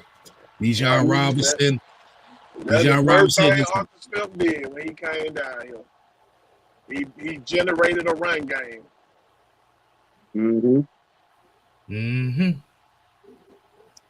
Because at the end of the day, man, the only way this team is going to succeed is going to be based on three things. It's going to be based on getting critical stops on third down, staying healthy, and being able to score points, whether it be through the air or on the ground. And K Styles.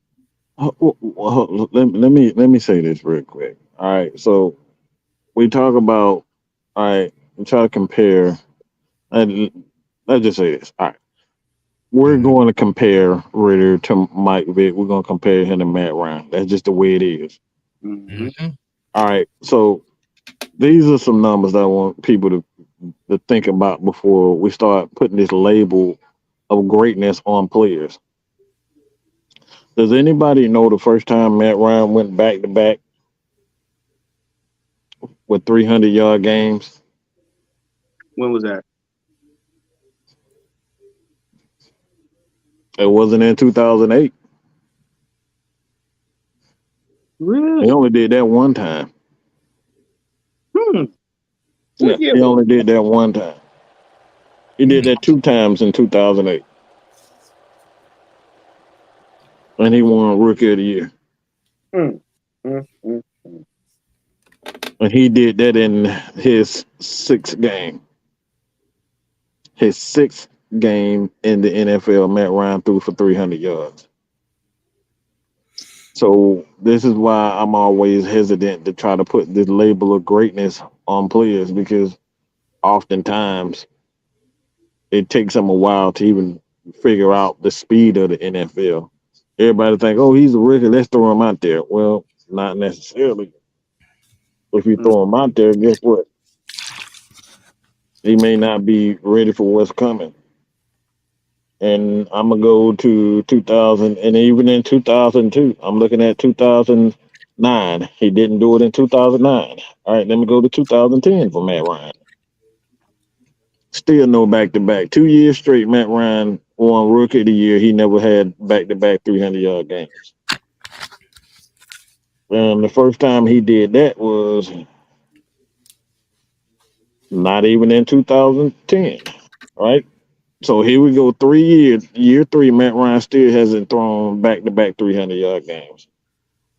All right, this 2011. Let me look at the numbers in 2011. Did he do it in 2011? He did it week. What number that is? He did it against New Orleans. No, he did it against New Orleans and Tennessee. That was his first time in year 2011. That's year 3 in the league. That's the first time Matt Ryan went back to back for 300 yards for passing. So this gives you an idea of how long it takes for a quarterback to truly get it. It took him 3 years to finally throw the ball for 300 yards consecutively. Now, Mike, within those 3 years, was the Falcons passing offense or No, running? absolutely not. No, absolutely not.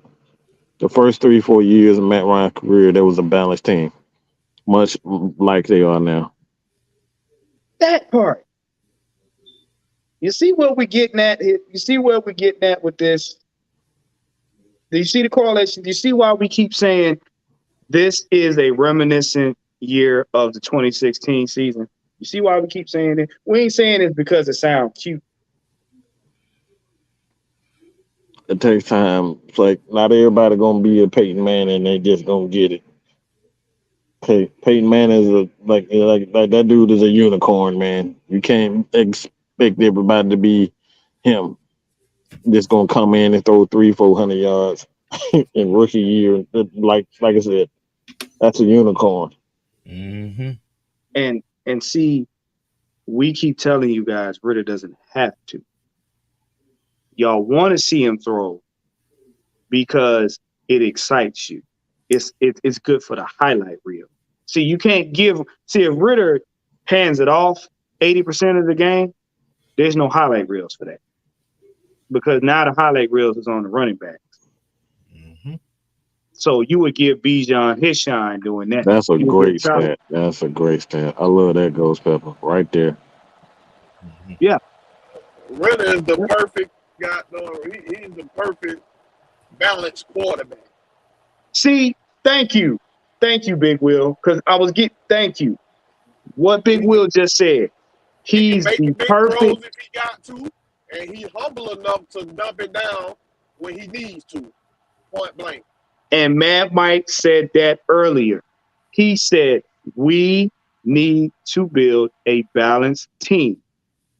Balanced teams are harder to beat than one-sided team. And what's the great compliment to a balanced team? A balanced quarterback. He don't have to throw 300-400 yards if he doesn't need to. You don't have to run the ball solely if we don't need to. The fact that you can be balanced means that you can accommodate any defense or any offense in the league and win the game. Because you're not putting one specific side of the ball in a box. That means you don't limit Arthur Smith or you don't limit Jerry Gray or Ryan Nielsen in their coaching. We've been saying that. And that's why they value guys with versatility. That part. Guys that can do multiple things. Guys that like I said, they want to build this team to adapt to anything they come across. Even when you look at the defensive side of the ball, it's versatility personified because you don't know what the hell defense they can run. They got the personnel to run all of them. Right. That's the best defense. Like that's where that positionless football come back in. Right. Now, I want you to be athletic enough to do what the fuck I need you to do when I put you out there. Right. Point blank. Now, what happens with that is now when you face teams like the Jets, now when you face teams like Kansas City, now when you face teams, you know what I'm saying, like Buffalo or Cincinnati, where they're known for a specific style of play, now you can adapt yourself to that style of play and neutralize them. That's why you don't see us sitting up here worried about who we got on our schedule. Because right now, the way this team is constructed, we can deal with whatever comes our way. And that's why they don't know where to put the Falcons, so they got to nitpick at anything they think they can get at.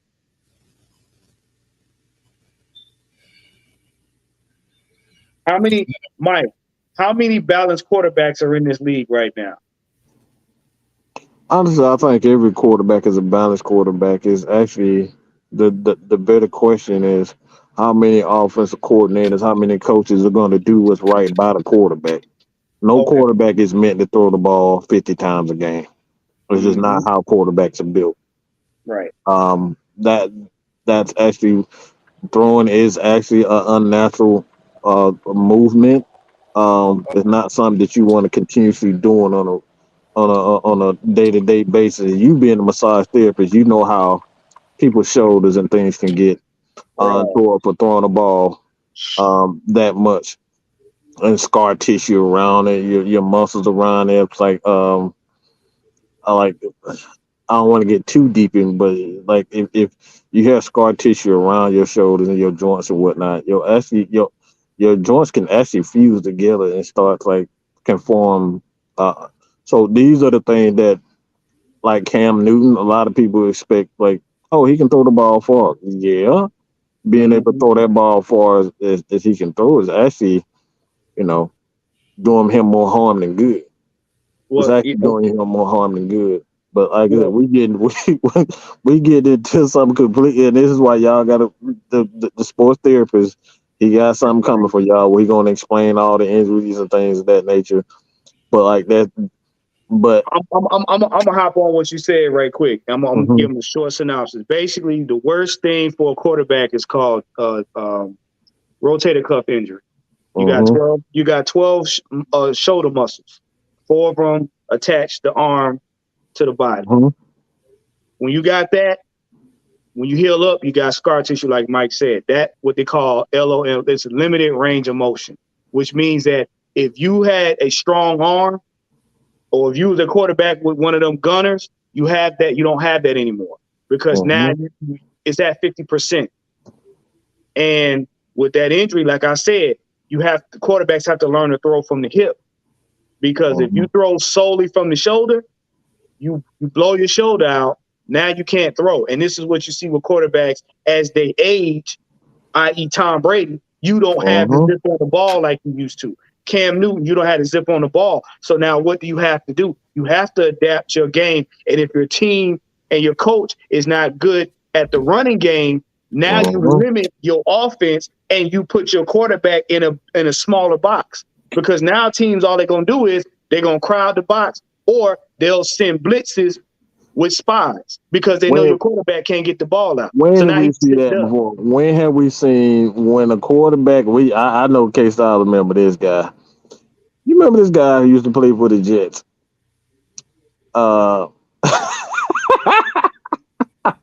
Chad Pennington. Chad Pennington. He knew it. That man couldn't throw the ball worth a damn. You knew exactly what I was saying. That's what happened to Chad Pennington. To throw the ball 20 yards. Right. But he was accurate as fuck, though. Yeah. Yeah.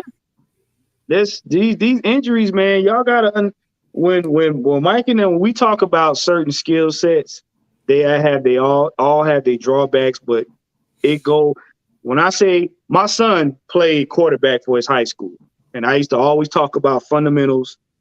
Make sure you take care of your joints, make sure you take care of your core, and make sure your mechanics are on point. Why? Because those are the reasons why Tom Brady, Matt Ryan, Aaron Rodgers, that's why these guys can play for years upon years upon years.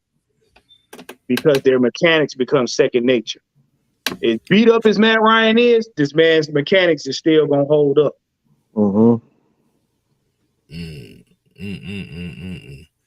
That reminds me of why my shoulder fucked up. Tell you, man. Way my shit feel like it's fused to my just sit on it. They have what they call, I forgot the medical term, but what they are, you develop calcium deposits where when the body gets injured, it actually creates little pockets of bone that fuse to stabilize the joint. But in stabilizing the joint, you can't get rid of them. What it is, it's just a part of the shoulder. So now it's almost like you're trying to throw a ball with a bone spur in your shoulder. And that, you might as well sit down after that.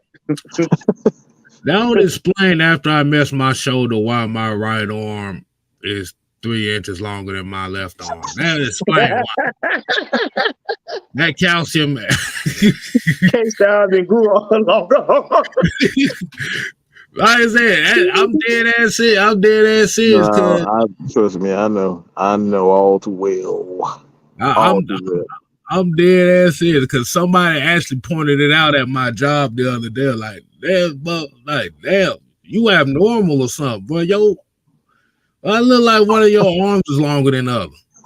Like, K-Style probably, no, that's my pimp slapping arm. That's why it's longer. Boy, my damn right arm is damn near 2 inches away from touching my knee standing up. Let's just say it.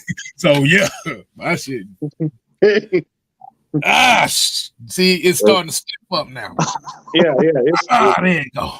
So that's why if you guys watch the games later on in the season, the games later on in the season when you got to play in cold weather, like I'm gonna tell you, like Josh Allen playing in Buffalo, if he ever injured his shoulder, I'm gonna tell y'all right now, He gonna be on the bench quite a bit because that cold weather in Buffalo gonna get it. Justin Fields, that's another one. Going Lamar Jackson. Anybody that's in them cold weather cities, I'm telling you. Why you think Julio? Why you think when we played that year and Julio was on the team, Julio had to have some leg warmers on. Them hamstrings get tight. Yeah, but God damn it, I forgot what I was about to say because y'all done, I was laughing at King Quinn. That mother said he said I got the Ja Morant arms. Wow. I don't think anybody want to have them arms right now. No, them is some illegal. My hand be like this. Where my gun at? Nah, I'm just kidding. Nah, but yeah, man. Them fundamentals is a motherfucker. A lot of times. It really will save it. It'll save you. Mm-hmm. Well, trust me. Like you said, and that's why we always say, don't set, like I said, if you're setting your expectations based on the past, you're never going to appreciate what could possibly go down in the future. No. And this is the perfect example of it.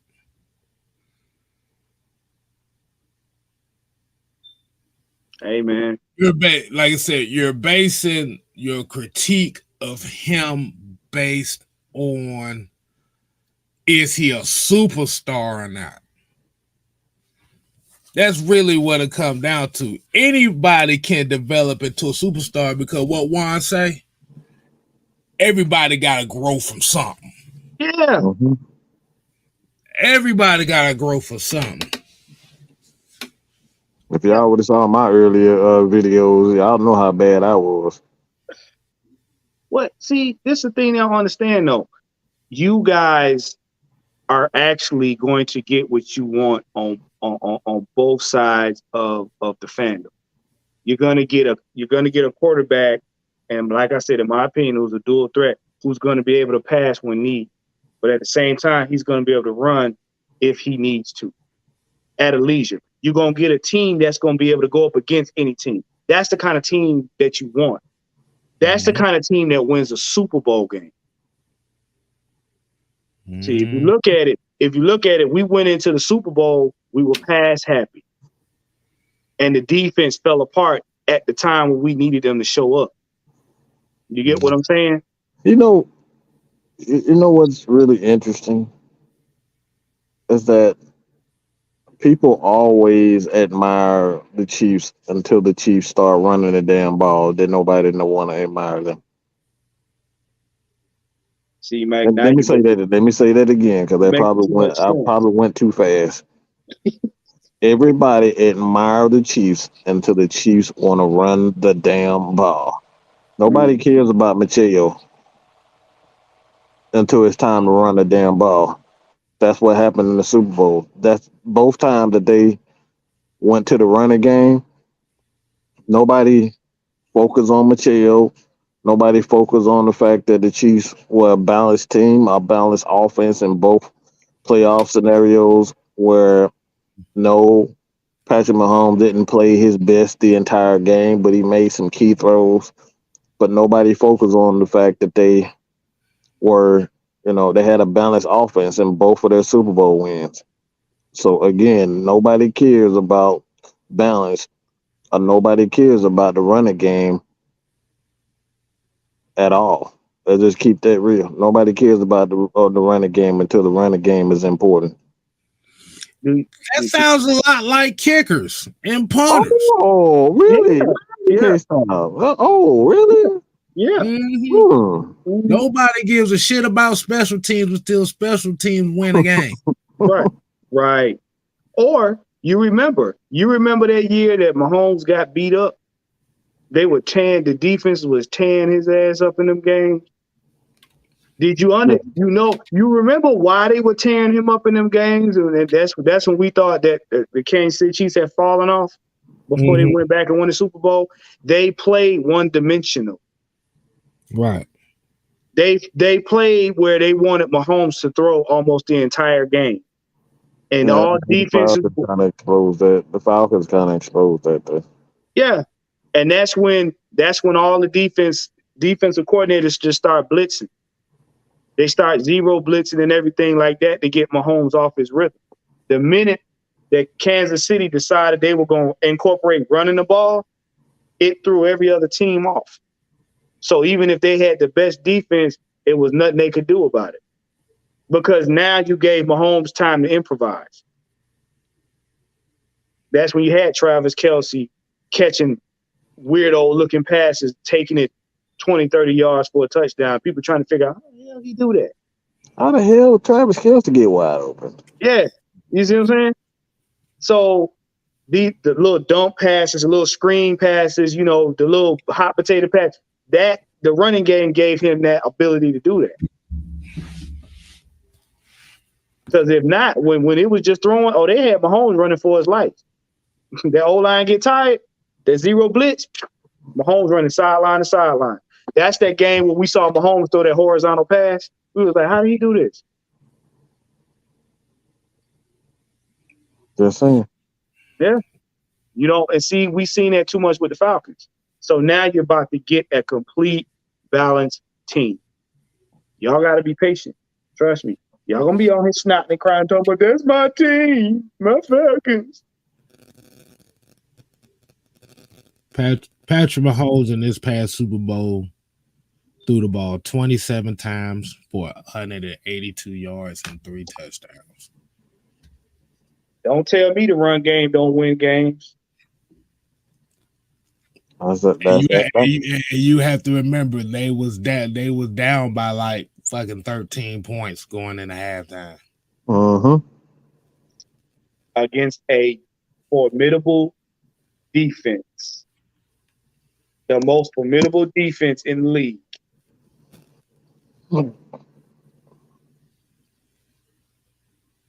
It's not always about the quarterback, people. We so focused on quarterback, we forget the other aspects of the game. Mm-hmm. You had 44 yards from Patrick Mahomes running the ball. You had Isaiah Pacheco, 76, Jared McKinnon, 34, Sky Moore, 4. Mm-hmm. That's about that's close to 200, if not 200 already in rushing yards. Yep. So, and like you said, that's the thing, though. At the end of the day, you can have the quarterbacks out here in all the highlights. You can have the quarterbacks out here that could throw for 5,500 yards and be called a superstar. And okay, this is a quarterback league. But when the games count, all 3 phases of the game is important. It ain't just the passing game. It ain't just the run game. Right. Offense. It's can your defense get off on third down? Can you get that critical sack? Can you get that turnover? Can you flip field position? Are you able to get a good return? Can you block? Can you make the right decisions in certain game situations? That was said. The game. See, the problem is we've been a lot of people, and really what it comes down to is more so of the casual fan has got it melted into their brain that the passing game and the quarterback is the only thing that matters in football. Right. This is where the problem comes down to. This is what the agenda is pushing.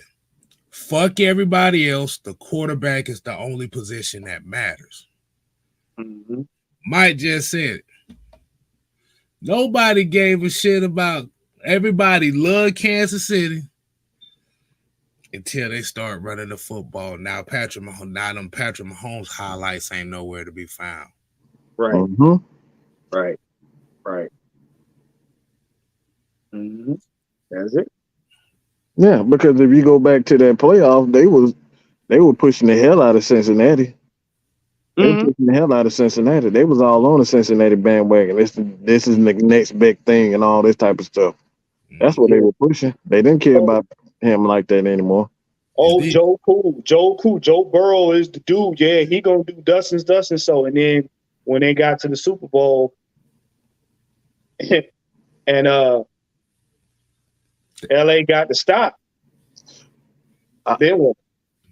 Cincinnati stopped running the football. Yep, they stopped running the football, and that's when they end up losing. I'm gonna say this about Joe Cool too. He gonna be in for a world of hurt in the next couple of years. But he said something that really bothered me as a quarterback that I don't like hearing quarterbacks saying. No quarterback should ever be saying that, especially for wide receivers, that quarterbacks need weapons. I'm gonna tell you why that's bothering me. Because now you're advocating for wide receivers to get paid even more. Mm.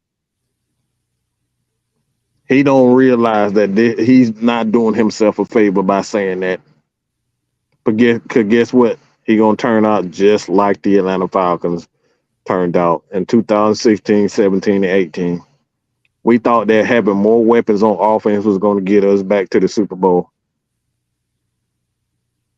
A quarterback should be advocating for balance. A quarterback should be advocating for your defense, the special teams be put together, not the quarterbacks need weapons. When I hear quarterbacks saying stuff like that, that tells me he's infatuated with himself and not the team. So he's negating the other two serious aspects up front, which is the running game and the defense. Yeah, he said nothing about he said nothing about that defense. Mm. That's why I say when you listen to quarterbacks, listen to what they're saying. He's not advocating. He said quarterbacks need weapons. Quarterback is nothing without weapons. That's not always true. Matt Ryan literally was the number one he was the number one team in the country with no fucking wide receivers at Boston College. Do you want to go back and look at that Tennessee team with Peyton Manning and see how many great wide receivers he had on that roster? I'm glad you said that. I'm giving K-Star some homework. Let's see. So that would be 1997. Am I correct? 1997 Tennessee. Good times. Tennessee football roster. Let's see. And Mucho, that's exactly how he lost.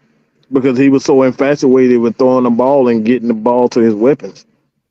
Yeah, see, because people don't realize you do without the defense being able to stop another team, you eventually wear out your offense.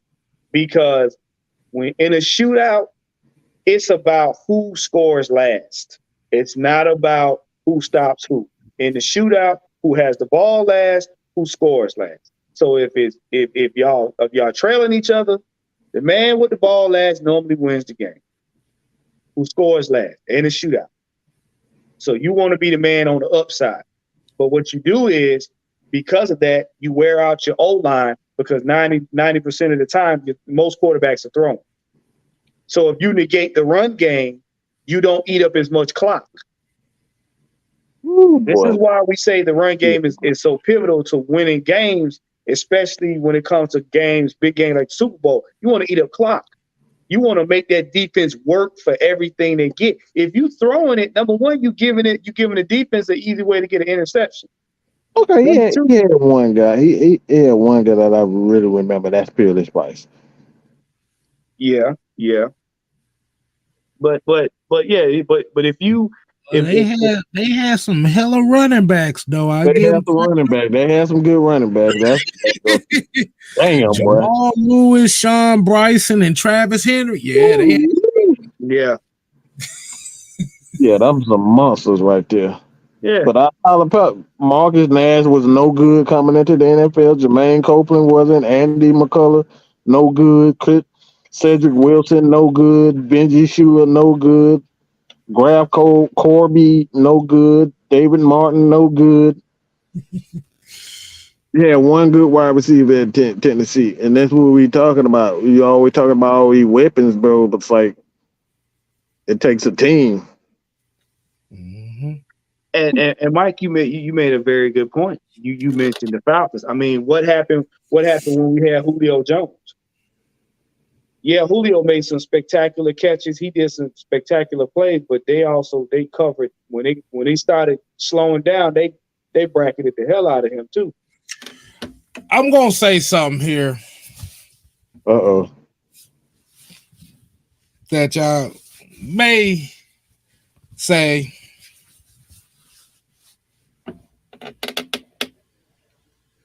about the last few years about the Atlanta Falcons.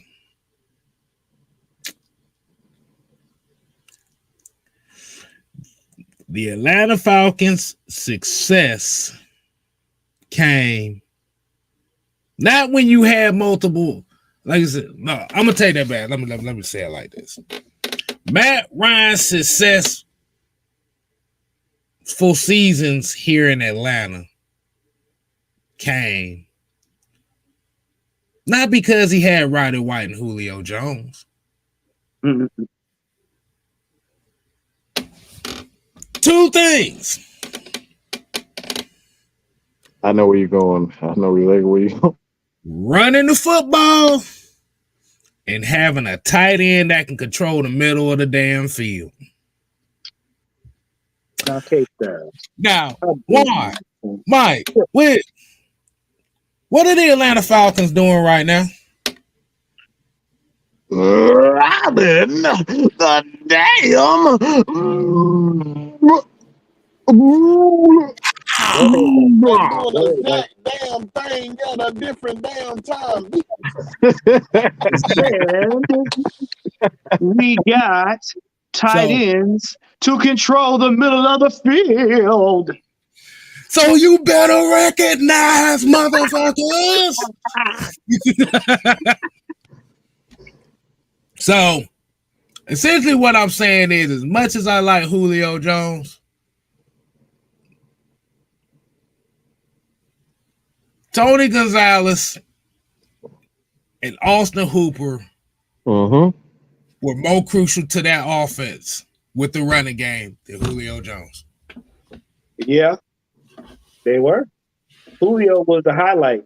And yes, y'all can pin my name and say I said that. Oh, we gotta throw this name in there too. We gotta motherfuckers on their ass on the outside. We lost Jacob Tammy too in that. Like he was a strong part of that offense when he ended up getting hurt. He was a strong part of the offense, and that's what allowed Austin Hooper to kind of come and do his thing. But yeah, we had a pretty good tight end on it. Now, it's one other aspect of this team that we did not have, and it's a two-parter: rotation with depth. That is what keeps your O-line and D-line fresh. That is what lessens injuries. When you don't have a rotation or any depth in there, you burn out players quicker. You force them to injure themselves quicker. That is the reason why when we played Cincinnati, our whole secondary was in the infirmary. We had fans coming out the stands to put on Falcons jerseys to play for our secondary. But you have a healthy rotation. Why you think we got so many cornerbacks? We're not trying to go through that no more. Arthur Smith don't want to be a meme no more. He ain't trying to be a meme no more. If you got a balanced team and a deep rotation on both sides of the ball, you can wear any team down you play.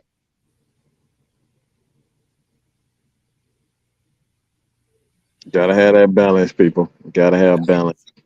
That's why when I start hearing quarterbacks start talking about wide receivers, you better pray and pray hard. He about to start going downhill. You ain't got to take my word for it. Just watch. Don't believe me, just watch. It happened to Aaron Rodgers. Aaron Rodgers started complaining about he ain't got enough wide receivers. Where he been ever since? He been complaining about wide receivers. He complained his way right out of Green Bay. His ass right in fucking New York. Look, you gotta take my word for it. Just sit and watch. Which goes to what I've been saying, not even just about the quarterback position, but all the positions in the majority of the skill positions, players in the league. Mm-hmm. Everybody is a cog in machine.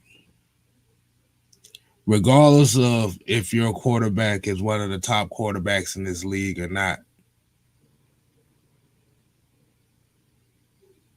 If your offensive line doesn't protect, none of that shit matters. That part.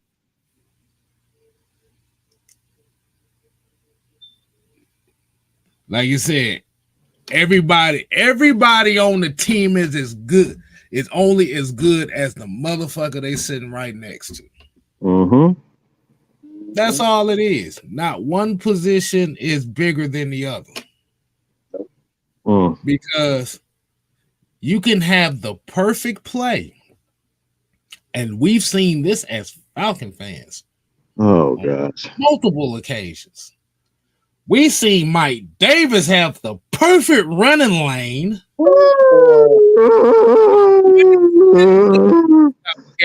It was the Lions game. I'm just using this as an example. Okay, Style, you're supposed to be personal on here, man. How dare you make some sense? This show ain't PG no way, so they finna get some cussing tonight. But we've seen it, like I said. If one person does it, that's why Bill Belichick always preaches, do your damn job. Do your job.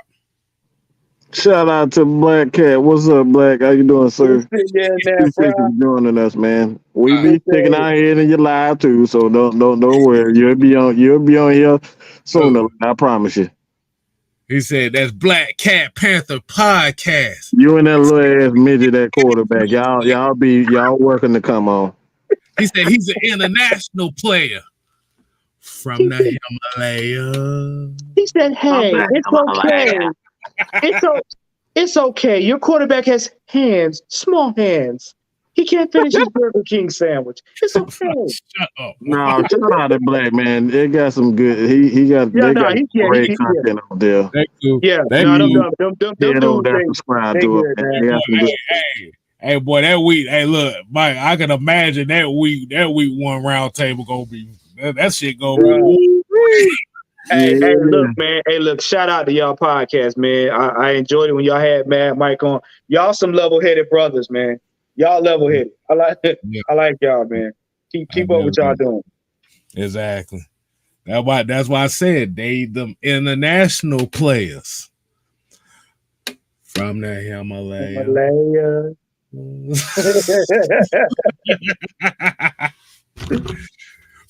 But hey, man, we over the 2 hour mark, man. You want to go ahead and start winding it down? Yes, sir. Go ahead, Warren. You can grace us. Hey, man, look. We thank you guys for tuning in on this Friday Night Madness, man. We had to get a lot of stuff off our chest. Listen, make sure you guys tune in for Sunday. We are going to be doing, regulators as always. Keep your eyes peeled. You may see Coach doing something on Saturday, so we're going to do that. Oh, shout out to Miss Maggie and them for the Champagne Confessions. That was a lovely show, man. Mm-hmm.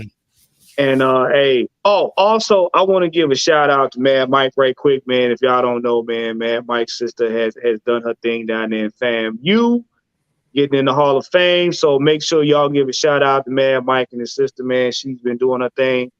But as always, tonight I am the AFN prosecutor. Y'all know me as a therapist, ATL. Make sure y'all tune in, like, share, subscribe. Your health is your wealth, man. Hey, thank you guys for supporting us. Hey. I told you we do big things over here. I told you, bro. Hall of Fame is over here, bro. We do big things over here. That's royal blood over here. All right, royal blood. Can I give a shout out to? I want to give a shout out to. I want since everybody get a shout out. I want to give a shout out to everybody that watches us. I want to definitely give a shout out to y'all. Because at the end of the day, regardless on what a lot of people say, when it comes to Falcons and when it comes to the content for the Atlanta Falcons, all these creators in this space are nothing without the people that watch. Regardless, like I said, the end.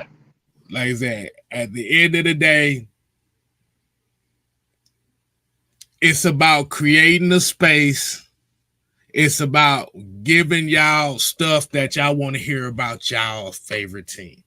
Whether you agree with it or not.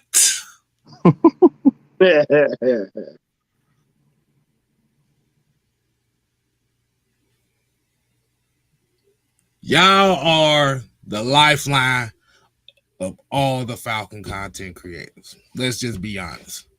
This is true. The Atlanta Falcons have the smallest space as far as notoriety on social media than any other team in the NFL. And that they even worse than the damn Jacksonville Jaguars, bro. And that's a damn shame.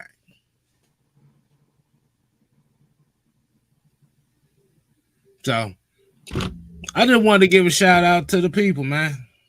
Like I said, if it wasn't for that, and like I said, and y'all have helped, especially for this group of guys right here, y'all have helped a lot of us grow into something different, figure stuff out about themselves doing this thing.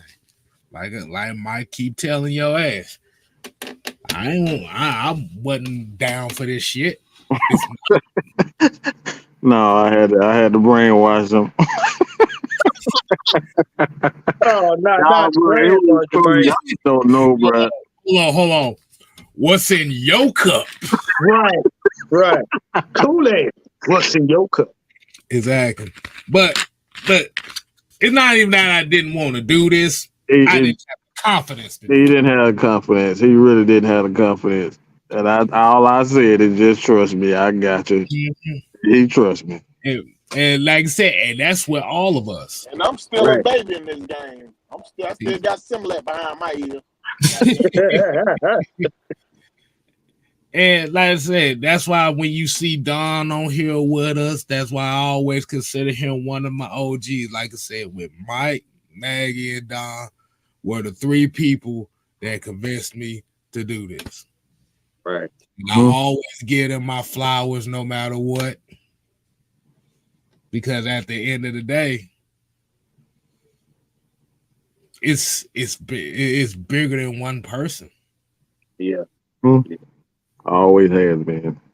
It don't make you weak to acknowledge the person that opened the door for you. What it does is it makes you humble, and it lets people know that you can if you can respect the man that opened the door for you, then you can respect the fans and the content and get them what the fans need, because it ain't all about you. That's why I said we have a responsibility to give y'all the facts, the stats, the truth, and acknowledge you guys for making us who we are. And like I said, you hear us getting into it with folks that be coming on. Shoot, that's part of the conversation. You might have to cuss a motherfucker out, or you might have to eat crow on something to have a conversation. That's what it's all damn about. Hey, but when you have such a divide, when you have such a divide to where it's my way or the highway, without listening to the other side, are you really having a conversation? Or Well, we seen how that worked out with Dan Quinn, didn't we? Woo! Yeah. He ended up telling people to embrace the suck. Yeah, I'm like that. Damn. And like I said, man, and I'm gonna just say it like this, and I hope they watching.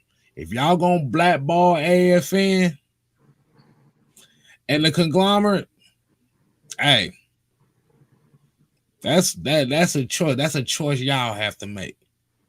Yeah. Y'all in that group over there, that's a choice y'all have to make. They only made me loud anyway, so please blackball me so I can keep screaming. K Styles, Yo, got a question for you. yo, Uh-uh. How you blackball the leaders when you at the bottom of the tree? hey, you know what? But you know what they say though.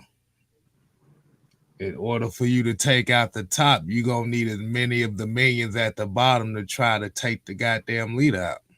Yeah, well, if you see, in order to beat the best, you got to be the best. That means if y'all gonna take us out, y'all better get y'all game up. Because last time I recall, balls don't roll uphill. Yeah. So y'all tried to get Mike kicked. Y'all tried to get this platform kicked off of here for too long, and we ain't going nowhere. So at the end of the day,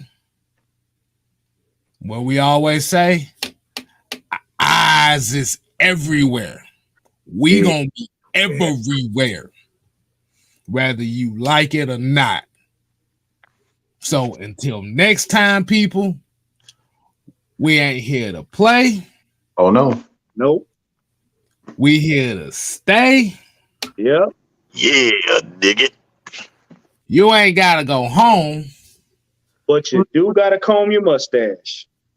Damn. The damn man. Oh my god! So you said what you trying to say? He got a bang mustache? That's what you trying to say? Mustache look like two shrubs gap between a fence.